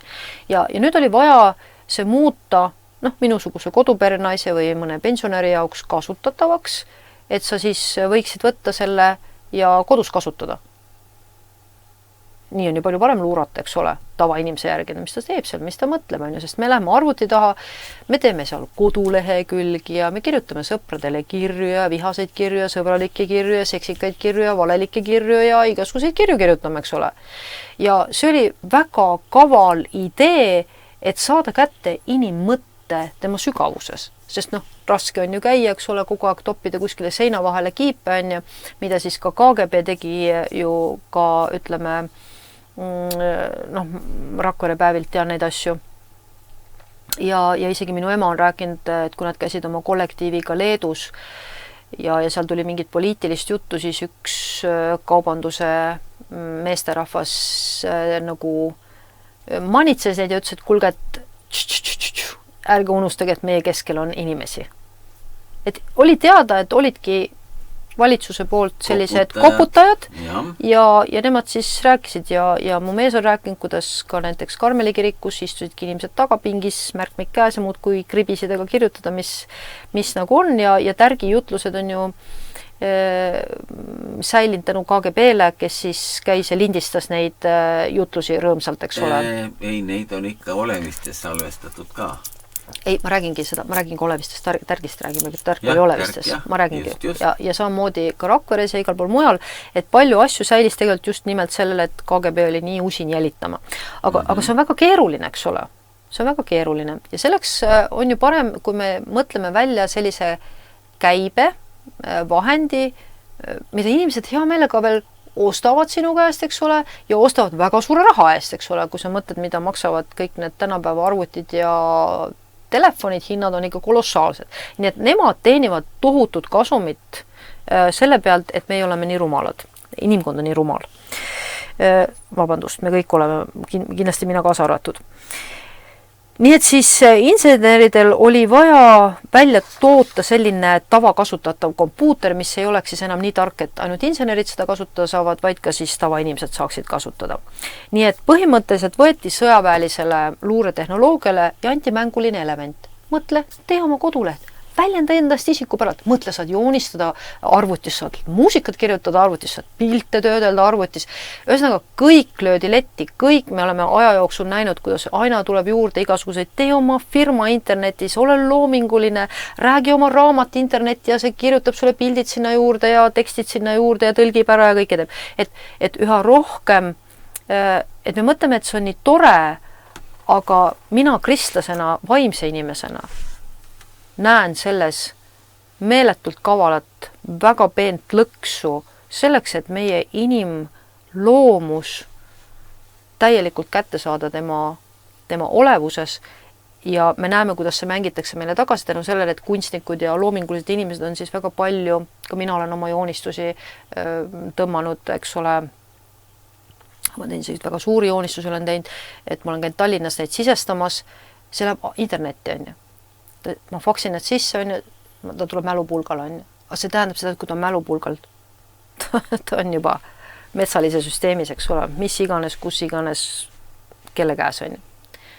Ja siis tuleb AI ütleb, aga me joonistame sind üle. Ja millega ta joonistab üle?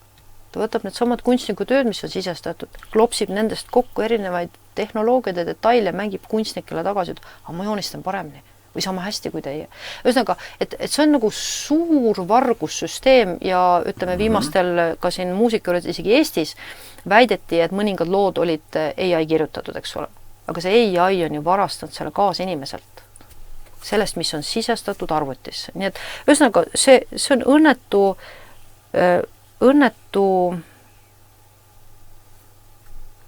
võib-olla see on ka inimkonna karistus meie rumaluse, meie ahnuse, meie kõige eest, et meile mängitakse kõik tagasi, et miski ei ole enam originaalne, kõike saab järgi teha, kõike saab varastada, keegi saab juba sinu idee võtta ennem. Ma olen kuulnud inimesi, kellel olid näiteks arvutis mingid asjad, mingid plaanid, mingid äriplaanid, mingid ostuplaanid ja juba keegi jõudis ette, eks ole, et see käib niimoodi, sest kõike saab varastada, see on kohutav. Nii et siis mõeldi välja selline lõbus asi ja kui Mary Baxteris, kui ma 8 aastat tagasi, kui jumal ütles mulle, et võta loe see raamat uuesti läbi, mõtlesin, miks ma seda raamatut pean lugema, sest ma ei mäletanud sellest raamatust peaaegu midagi peale selle, et ta kirjeldas põrgut, aga et seal olid need 10 lehekülge, mis kirjeldasid lõpuaegu ja ta ütleb, et kõiki töökohti jälgitakse. Mina tükk aega mõtlesin selle, isegi kui ma teadsin, et on olemas internet, ma veel ikka ei teadnud, kuidas internet meid luurab ja kuulab, et ma põhimõtteliselt olen tagantjärgi õppinud asju, siis jah, kuhu arvutid toodi ju riigiaparatuuri kõigepealt, toodi töökohtadesse, politseisse ja nii edasi.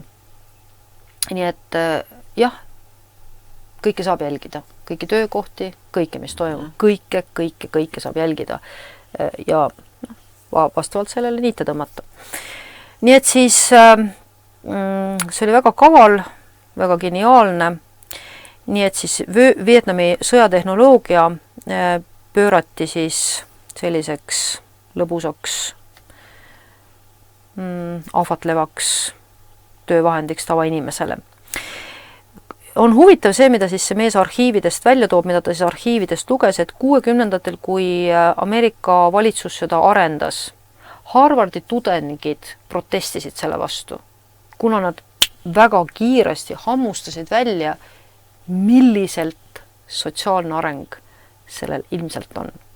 Nii et on huvitav, et tõde on alati olemas olnud. Tõde tunnetus on alati inimeses olemas olnud. Nii et Harvardi tudengid protestisid selle tehnoloogia vastu. Tudengid targemad kui praegu. Just. Ja seda ta muide ütlebki, et seda see mees ütlebki, et sellist tarkust ei ole enam tänapäeval. Et tänapäeval on inimesed uinutatud, kuidas ta ütleb selle kohta, mul on isegi üles kirjutatud, inimesed on sellesse interneti ülemaailmse utoopia turvalise küla mütoloogiasse niimoodi ära ostetud tänapäeval, et nad ei saa enam reaalsusest aru. Ma näen nooremat põlvkond, ma näen neid, kes mind tulevad ja filmivad kuskil minu matkarajal, keeravad oma kaamerad minu poole, filmivad, mõtlen, et mis teie ajus toimub, kuidas te üldse sellisel tasandil mõtlete, et kas te nagu aru ei saa, milliseks robotiks teid on tehtud, milliseks nukukeseks teid on tehtud, keegi valitseb teile, keegi annab teile käsklusi, keegi juhib teid, kes ei ole üldse huvitatud teist enestest, teist kui isiksustest, teist kui igavestest inimestest, teist kui jumala loomingust absoluutselt, vaid te olete lihtsalt kellegi nukud, kellegi tööriistad, kellegi minionid on ju. Et ja seda see siis ka Yasha Lavin ütleb, et see kadus ära.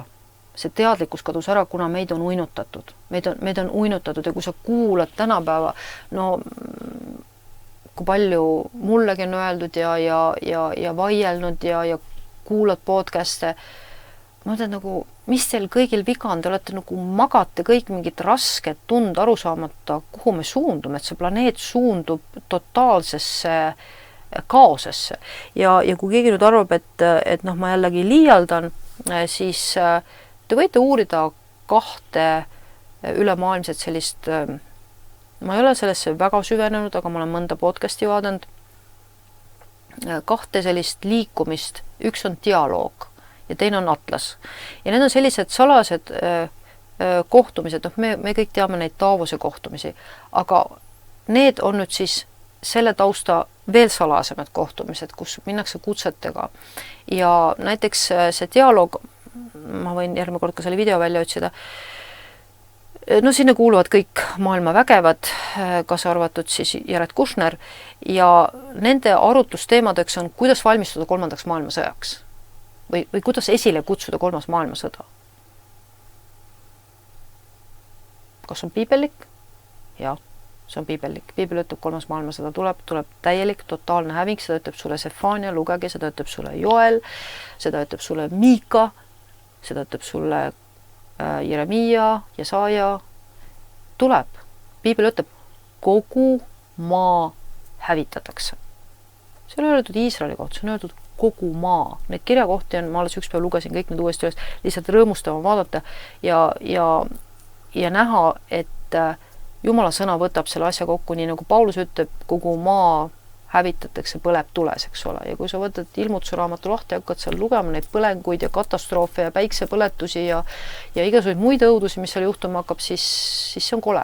Ta ütleb, et Iisraelis voolab Har-Makedooni väljalt kuni Jeruusalemini veri hobuste valjaste saadik. Tean lugu teise maailmasõja ajast, kui sa istud Tallinnas bussijaama juures, siis tuleb see Ülemiste mägi sealt alla. Sealt veri voolas alla.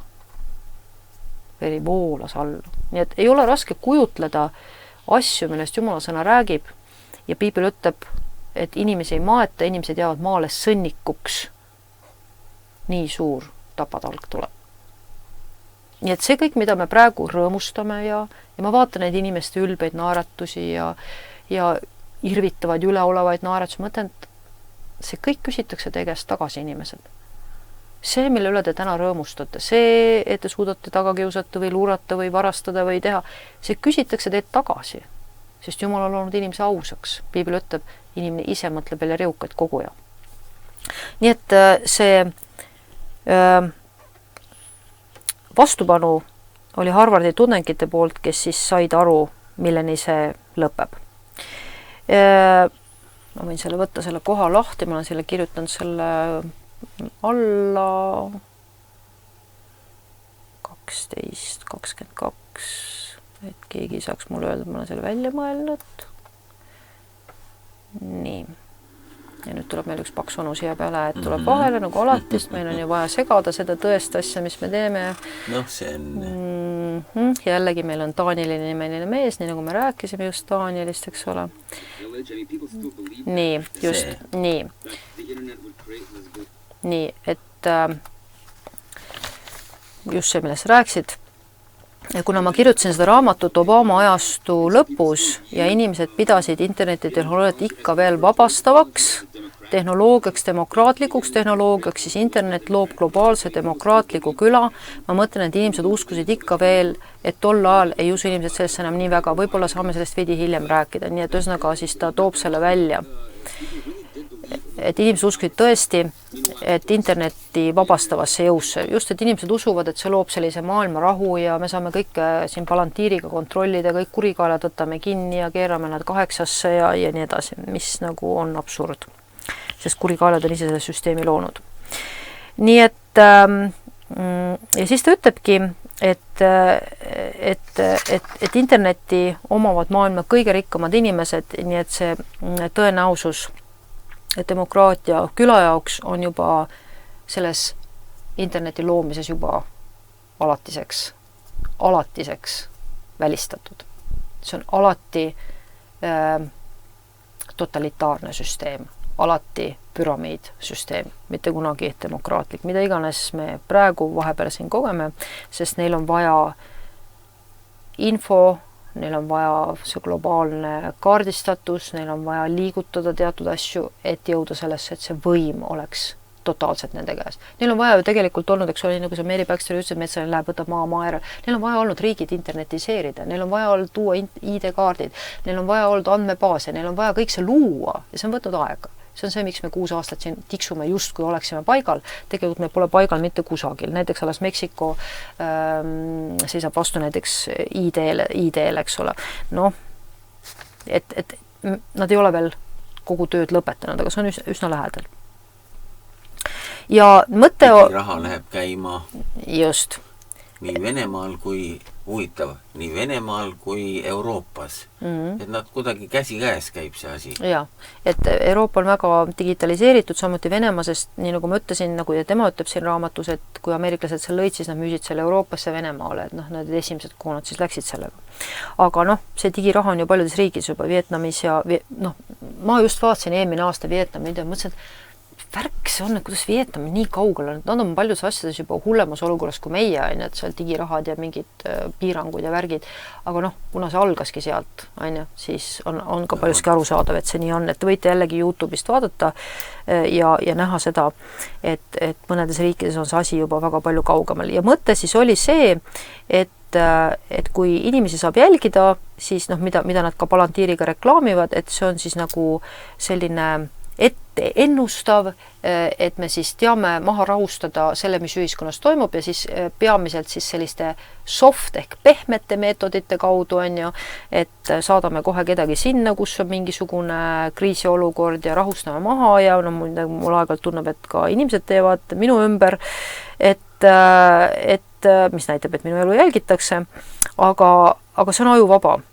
ja seda nad siis kasutasid ja seda me nägime ka COVID ajal, mingid veidraid BLM liikumisi ja et sama nad kasutavad vastupidises suunas, et tekitada kriise, tekitada probleeme, tekitada mingisuguseid naljakaid olukordi. Et siis vastavalt ühiskonda liigutada selles suunas, kus neil on vaja.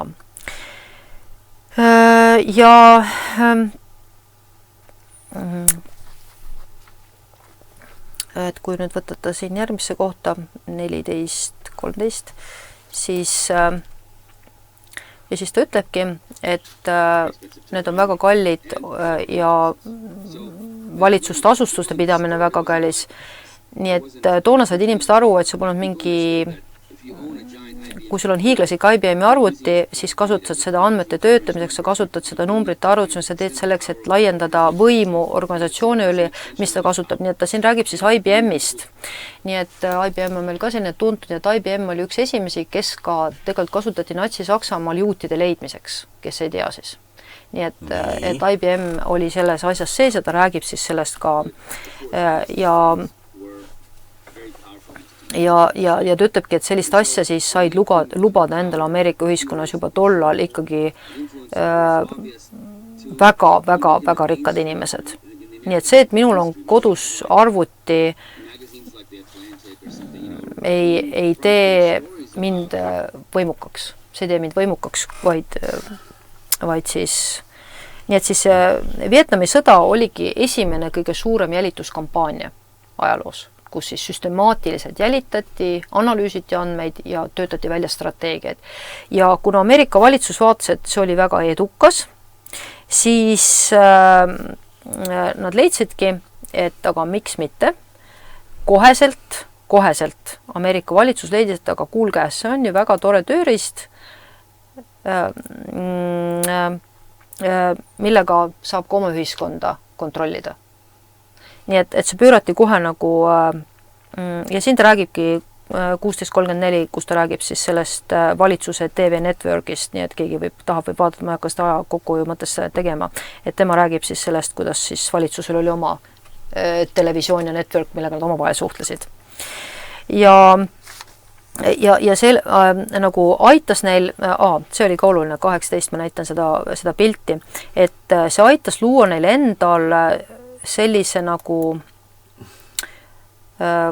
kaardistatuse, kus nad nagu nägid seda võrgustikku, kes nüüd omavahel koostööd tegid, et nad nägid seda nagu ka iseenda tiimi jaoks. Nii et nagu me siin imestame, et kuidas see maailma globalistide liit toimib, eks ole, et see niimoodi loodigi. Läbi interneti, see ongi see Big Brotheri süsteem, me oleme kõik need suured vennad, kes siin üle maailma oleme sõbrad ja see kaardistatus on olemas internetis ja me näeme, kes sellesse kuuluvad. Nii et midagi müstilist seal ei ole ja seda ma sain juba aru 8 aastat tagasi, kui jumal hakkas mulle rääkima, sest ma hakkasin vaatama, kuidas inimesed on punktis A, punktis B, punktis C ja ma sain aru, et nad ei ole seal juhuslikult, vaid neil on mingisugune network, mille kaudu nad seal on. Nii et netivõrgustik loodi siis, kaardistati siis omad, et nad saaksid ka omasid kontrollida. Ja siis ta ütlebki siin 2046, ta ütlebki, et internet loodi siis ikkagi ainult ühel eesmärgil. Et kui keegi arvab, et see loodi töö tegemiseks või millekski muuks, siis vabandage väga, te eksite väga räigelt, et ta ikkagi loomiseiretehnoloogia. Nii et ta ütlebki. See oli seiretehnoloogia, miks oli internet loodi. Nii et me peame aru saama, et see, et meil on arvutid, on algselt sõjaväeoperatsioon kogu aeg olnud kogu inimkonna vastu. Siin ei ole mitte ühtegi.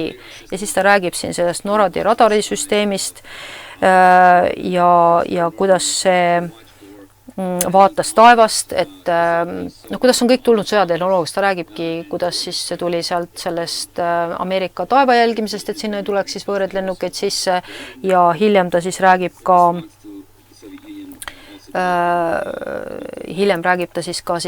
sellest Ameerika navisüsteemist, kus siis püüti neid signaale laevadelt, eks ole, ja sealt kaudu, selle algupära kaudu töötati välja siis ka internetisüsteem.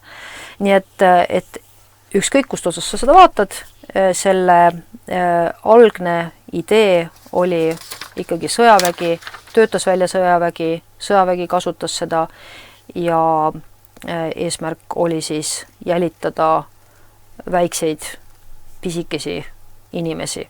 Nii et igaüks võib siis seda podcasti vaadata, võib endale selle raamatusta, võib seda süveneda sellesse, et mis tõestab, et piibel läheb täide, et saab tulla, meil on olemas tehnoloogia, mis on selleks loodud, et tulla võimule, ainuvõimule, täiesti kontrollivale võimule. Ja kui me loeme, ütleme seal ilmutuse raamatu 18. peatükki,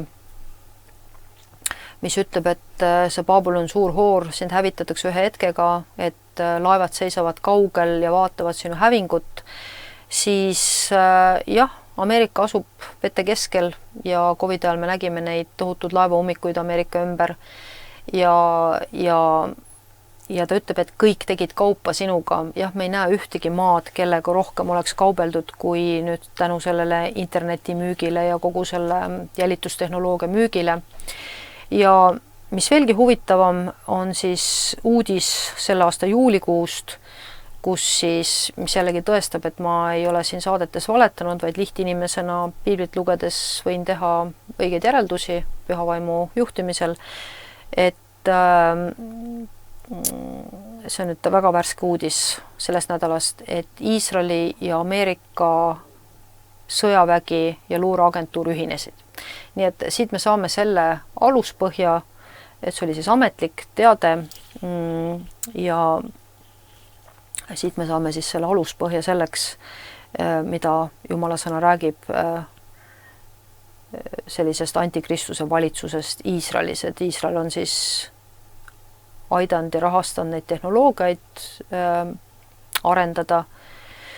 Ja sellepärast on Iisraeli nimi igal pool taga ja sellepärast on see kõik nii oluline, mis Iisraelis toimub ja siis just siin 2021 oli siis, kus see 2024 oli siis USA kiibitootja Intel investeerib $25 miljardit uue tehase rajamisse Iisraelis ja see tuleb siis 42 kilomeetrit Gaza piirist. Nii et siis me näeme asjade ajaloolist arengut sellesse kohta, millest piibel räägib. Et Iisrael ei saa olla pisikese riigina võimas üksinda, aga seal ongi just see sõjaväe ja luureagentuuride nagu ühinemine, mille tõttu saab siis tulla selline ja see Gaza piirkonna, ütleme, kes tahab, võib ka siin Chris Hedgelt vaadata. Ma olen ka sellest veidi rääkinud, kes tahab, võib seda siis üle vaadata, ma Chris Hedgelt, kui tema, ma jätan need siia YouTube'i siis alles, et ta kirjutab ka siis sellest Iraan ja Gaza on siis ainult algus, kus ta siis räägib sellest samast, millest ka mina olen rääkinud, et suure tõenäosusega võib olla kaasa just piirkond, kuhu siis mingi võimupositsioon, antikristlik võimupositsioon püsti pannakse, kuna nad tahavad sinna siis ehitada sellise supertehnoloogilise keskuse. Ja kuna siis see kiibitehas on sealt ainult 42 kilomeetrit, siis noh, jah, siin ei jää väga palju arusaamist. Et kõik siin, mida te kuulete, krüptoraha ja kiibitehnoloogia on seotud siis selle sama sõjaväe projektiga, jälitada tavainimest, et neid kontrollida ja neid panna tegema seda, mida nemad tahavad. Ja järgmine samm ongi siis, mis neil veel puudu on, et praegu nad sind jälitavad ja teavad, aga nad tahavad sind kui kariloomaga omada ja selleks on siis vaja raha, eks ju, et see on see koht, kus meil on veel teatav vabadus, et meil on oma raha ja oma käimine, aga kui see raha ühendatakse teatava vandega, mida sa pead andma, mida piibel ütleb, et see tuleb, et sa pead teatava kuulekuse vande andma, see märk, siis meil on ID-kaardid või ütleme, meil on pangakaardid, aga ma ei pea mingit vannet otseselt andma, eks ole, aga siis need tulevased krüptoraha maksevahendid või ütleme siis märk, mis su kehasse pannakse, nõuab ka sinult siis absoluutselt vande ja kuulekuse andmist. Nii et ja sellest võib-olla siis jõuab mõnes teises me jõuab sellest mõnest teisest rääkida, sest just nimelt COVID-i ajal, kui inimeste tähelepanu oli kogu sellel pandeemial ja hirmul, lõi Elon Musk uue kiibitehase Ameerikasse, väga suure, väga salastatud kiibitehase, kus siis, ja võib-olla mul on võimalus seda ka, vaatan, kas mul see andmebaasis on sees, kus ta siis toodab neid, kus tehakse praegu katseid loomade peal, kuidas siis korraks panen selle ette, et igaüks võib vaadata, et on selle ka siia, sest ma ei viitsi sellest kiibiteemast nagu pikalt eraldi rääkida, me oleme sellest väga palju rääkinud, inimesed, kui nad ei taha, siis nad ei taha uskuda, aga see on siis üks väga kaval naine, kes siis kuskilt interneti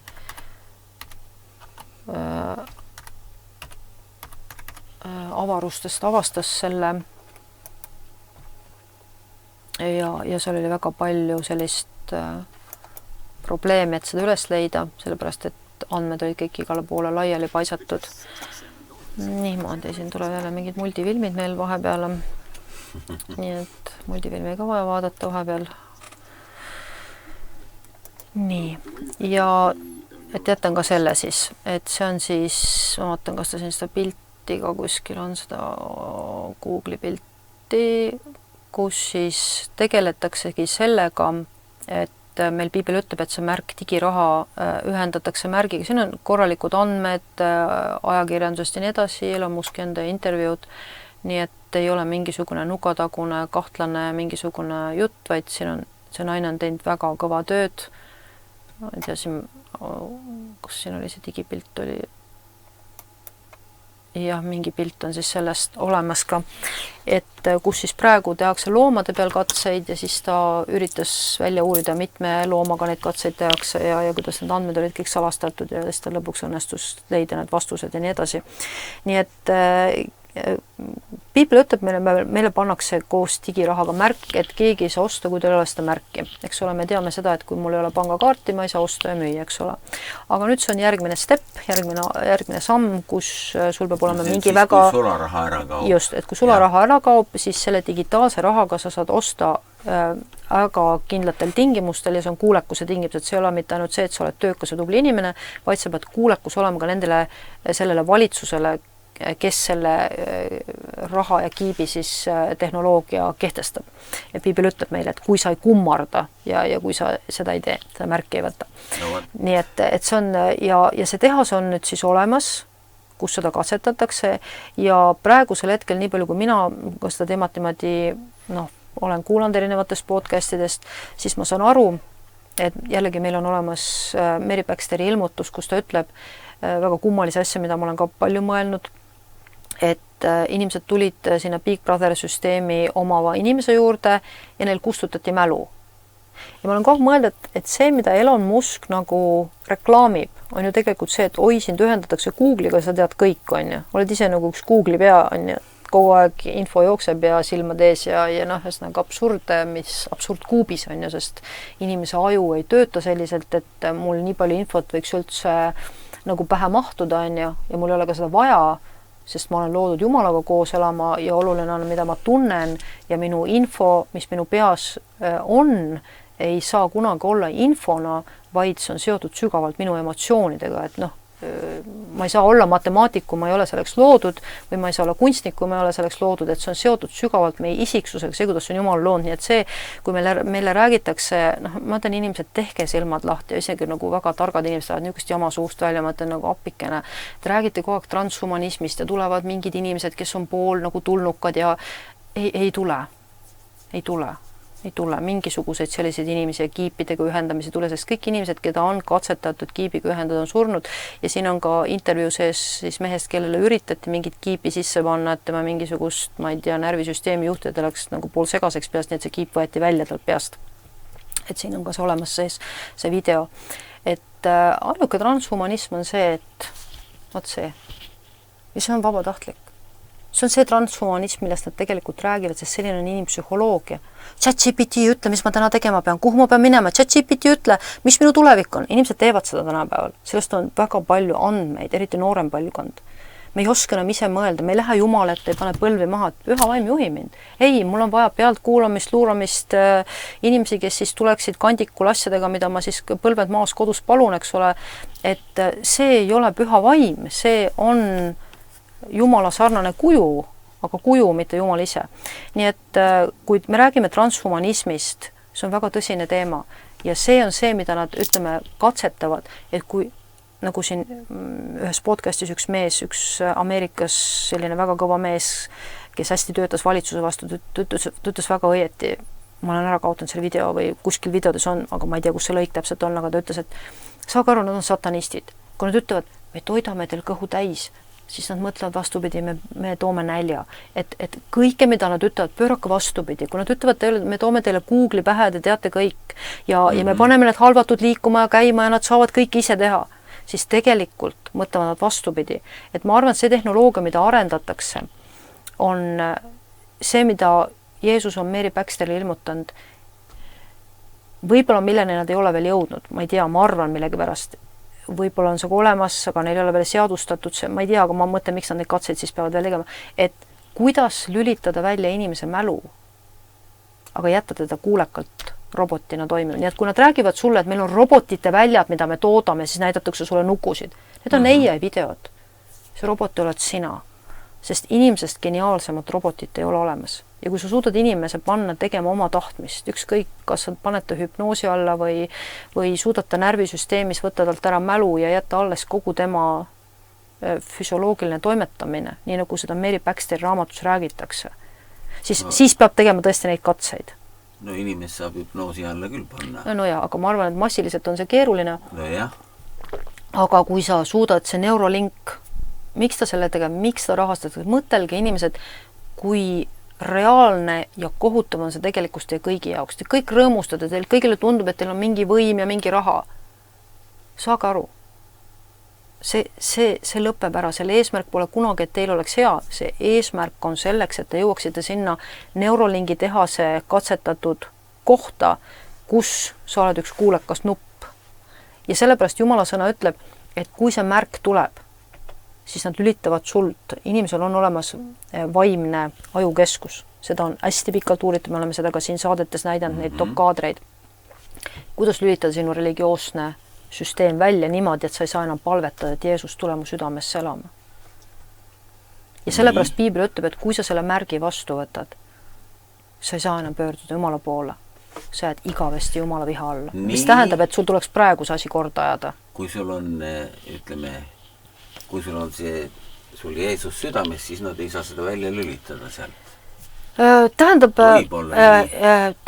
ma tahan öelda kõigile, ma arvan, et ei ole olemas tehnikat, on olemas see, mida Tarpa ja kogu see sõjaväega on ära tundnud ja millest ma olen ka ühe saate teinud siin poole aasta jooksul, psühholoogiline sõjapidamine. Nad kasutavad sinu psühholoogiat, nad ostavad sind ära, nad mõjutavad sind, nad meelitavad sind. Ja kahjuks inimene on emotsionaalne olevus ja on väga palju asju, mil põhjustel on inimest võimalik teatud asju tegema panna. Võib-olla nad ütlevad, me teeme su lapsele midagi, me teeme su abikaasale midagi, me võtame su kodu ära. Tähendab, on igasuguseid vahendeid, et kui keegi arvab, et ma jään viletsuse aega, küll ma olen siis ikka kristlane. No, et praegu ajan natuke nagu kergelt asju, aga siis ma hakkan tõsise. No siis ma ikkagi märtrina ikka suudan ära surra. Ei, sa ei suuda. Sa ei suuda. Tähendab, kui sa ei suuda täna olla kristlane, siis suure tõenäosusega viletsuse all ei suuda seda ammugi.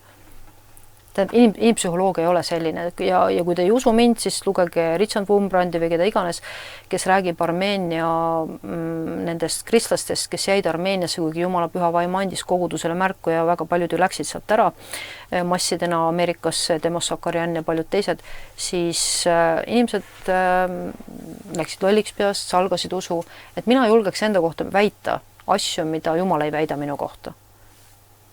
Et meil on, inimesed, teil on praegu aeg, me oleme kukesammu kaugusel praegu digirahast ja see ei ole mõeldud teie heaoluks.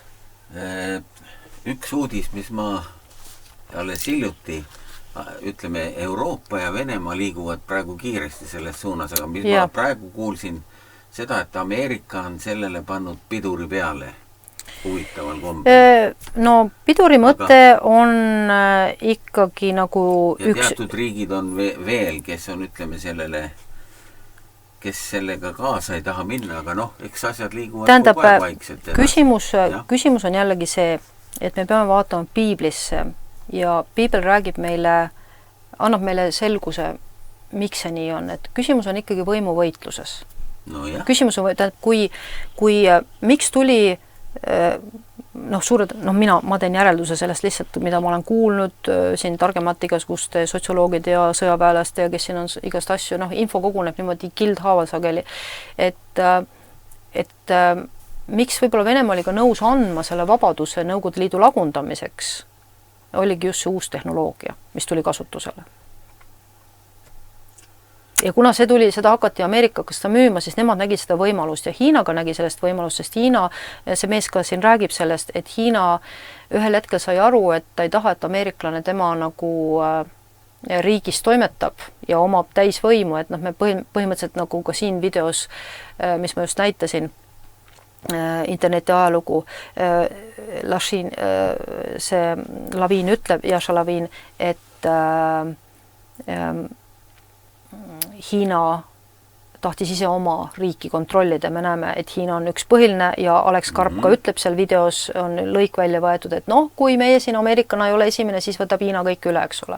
Ei see tõenäosus on loomulikult olemas. Et see, mis siin toimub, on võimuvõitlus.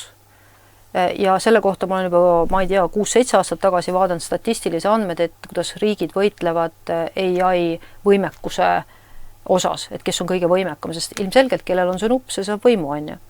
Aga me teame, kes võimu saab.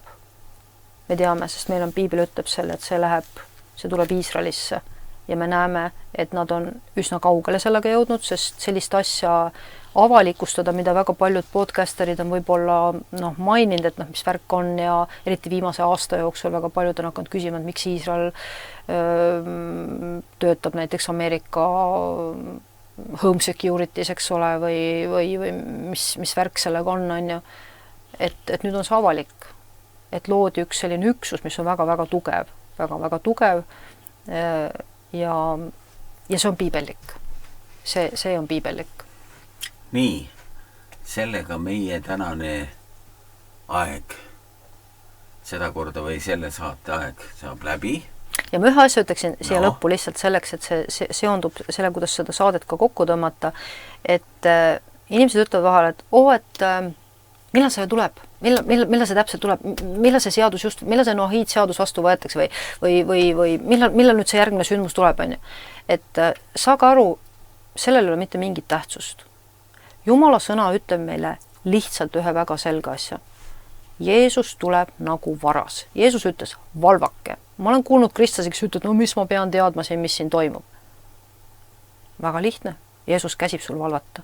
Jeesus käsib sul valvata, sest ta ütleb, ma tulen tunnil, mil sa ei arva. Ja koguduse ülesvõtmine on nii, piibel ütleb, see on silmapilk. Sa ei jõua meelt parandada, sa ei jõua minna ära leppima, sa ei jõua oma pattudest puhtaks saada, see ei ole see, sest piibel ütleb, et poolele maailmale tuleb see, siis kui sa magad, ta ütleb, 2 on voodis kõrvuti, 1 võetakse, teine jäetakse. Jah, teine pool on üleval, teine pool on jah, eks ole, meie päikesüsteem toimib selliselt, eks ole, nii et saage aru sellest, et see pole nagu mingi surmahetk, et mul oli autoõnnetus, et jäin sinna verisena maha, et siis oli veel aega kõik patud ruttu üles tunnistada, on ju. Tähendab, surm võib tulla selliselt, et sa ei jõua mitte midagi. Isegi surm võib tulla sellisena. Aga ülesvõtmise kohta päris kindlasti, sest selle kohta pole üldse meil teadmist, millal see toimub. See võib toimuda une pealt, Jumal ei pea sind sel hetkel üleval hoidma ja kui sina oled siis läinud magama kõigi oma armsate pattudega, mida sa armastad ja meeleparandamatusega, siis sa lihtsalt jääd maha. Et Jumala sõna, lugege Uus Testamendi kirjad kogudustele on väga karmid. Ja need on nii karmid ja nii sirged jooned on seal, et seal ei anna mingi ussi moodi kuskil oma vagusid ajada. Et kristlastele meil ei ole vaja teada, millal tuleb krüptoraha. Et vahel nagu inimesed ütlevad, no millal ta tuleb, no ma tahaks seda kuupäeva teada, millal see antikristus võimule tuleb. Milleks sul seda vaja teada, sest mina ei tea, nii nagu Chuck Missler ütleb, võib-olla enne seda, kui kogudus ära võetakse. Piibel ütleb, ilmutuse raamus on väga imelik kirjakoht 8. peatükis. Ja taevas tekkis vaikus 0,5 tunniks. Aga kui taevas on vaikus 0,5 tundi, mis see maa peal? See võib tähendada ka väikest ajavahet. See ei tähenda niimoodi, et kristlased võetakse ära, siis kõik on kohe kaoses. Ja see ei pruugi nii olla. See võib olla mingi ajavahe. Keegi ei ütle meile, mis juhtub peale seda, kui kogudus ära võetakse. Jeesus ei ole meile seda öelnud. Aga ta on meile öelnud 2 väga olulist asja. Ta ütleb, see aeg on nagu noapäevad ja see aeg on nagu soodomapäevad. Meil võetakse see sügis vastu noahiid loo. Kas see pole prohvetlik? Just nimelt selle nimeline seadustik. Ja see seadustatakse. Jeesus ütleb, see on nagu noapäevad. Või meile öeldakse, see on nagu soodom. Iisrael peab selle aasta Lähis-Ida kõige suurema homoseksuaalse festivali. Need on ajamärgid meile, kes me valvame, nii nagu Jeesus ütles, kui te näete Iisraelis neid asju, neid pungi ja asju tõusmist, teadke, minu tulek on lähedal. See on põhjus, miks me valvame, sest Jeesus ei ole meil öeldud, et ta ütleb meile ette, millal ta tuleb. Ja kui sul on midagi korraldamata või midagi valesti sinu elus, mina ei saa seda garanteerida, ma nii nagu Paulus ütleb, et ma kuidagi pääseksime. Jah, Jeesus ütles, et vaadake viigipuud. Just, vaadake, mis Iisraelis toimub, vaadake, see on märgiline, mis toimub, aga sellest võiks järgmised saated rääkida. Aitäh, Virge, praegu, nii et head inimesed, kohtumiseni!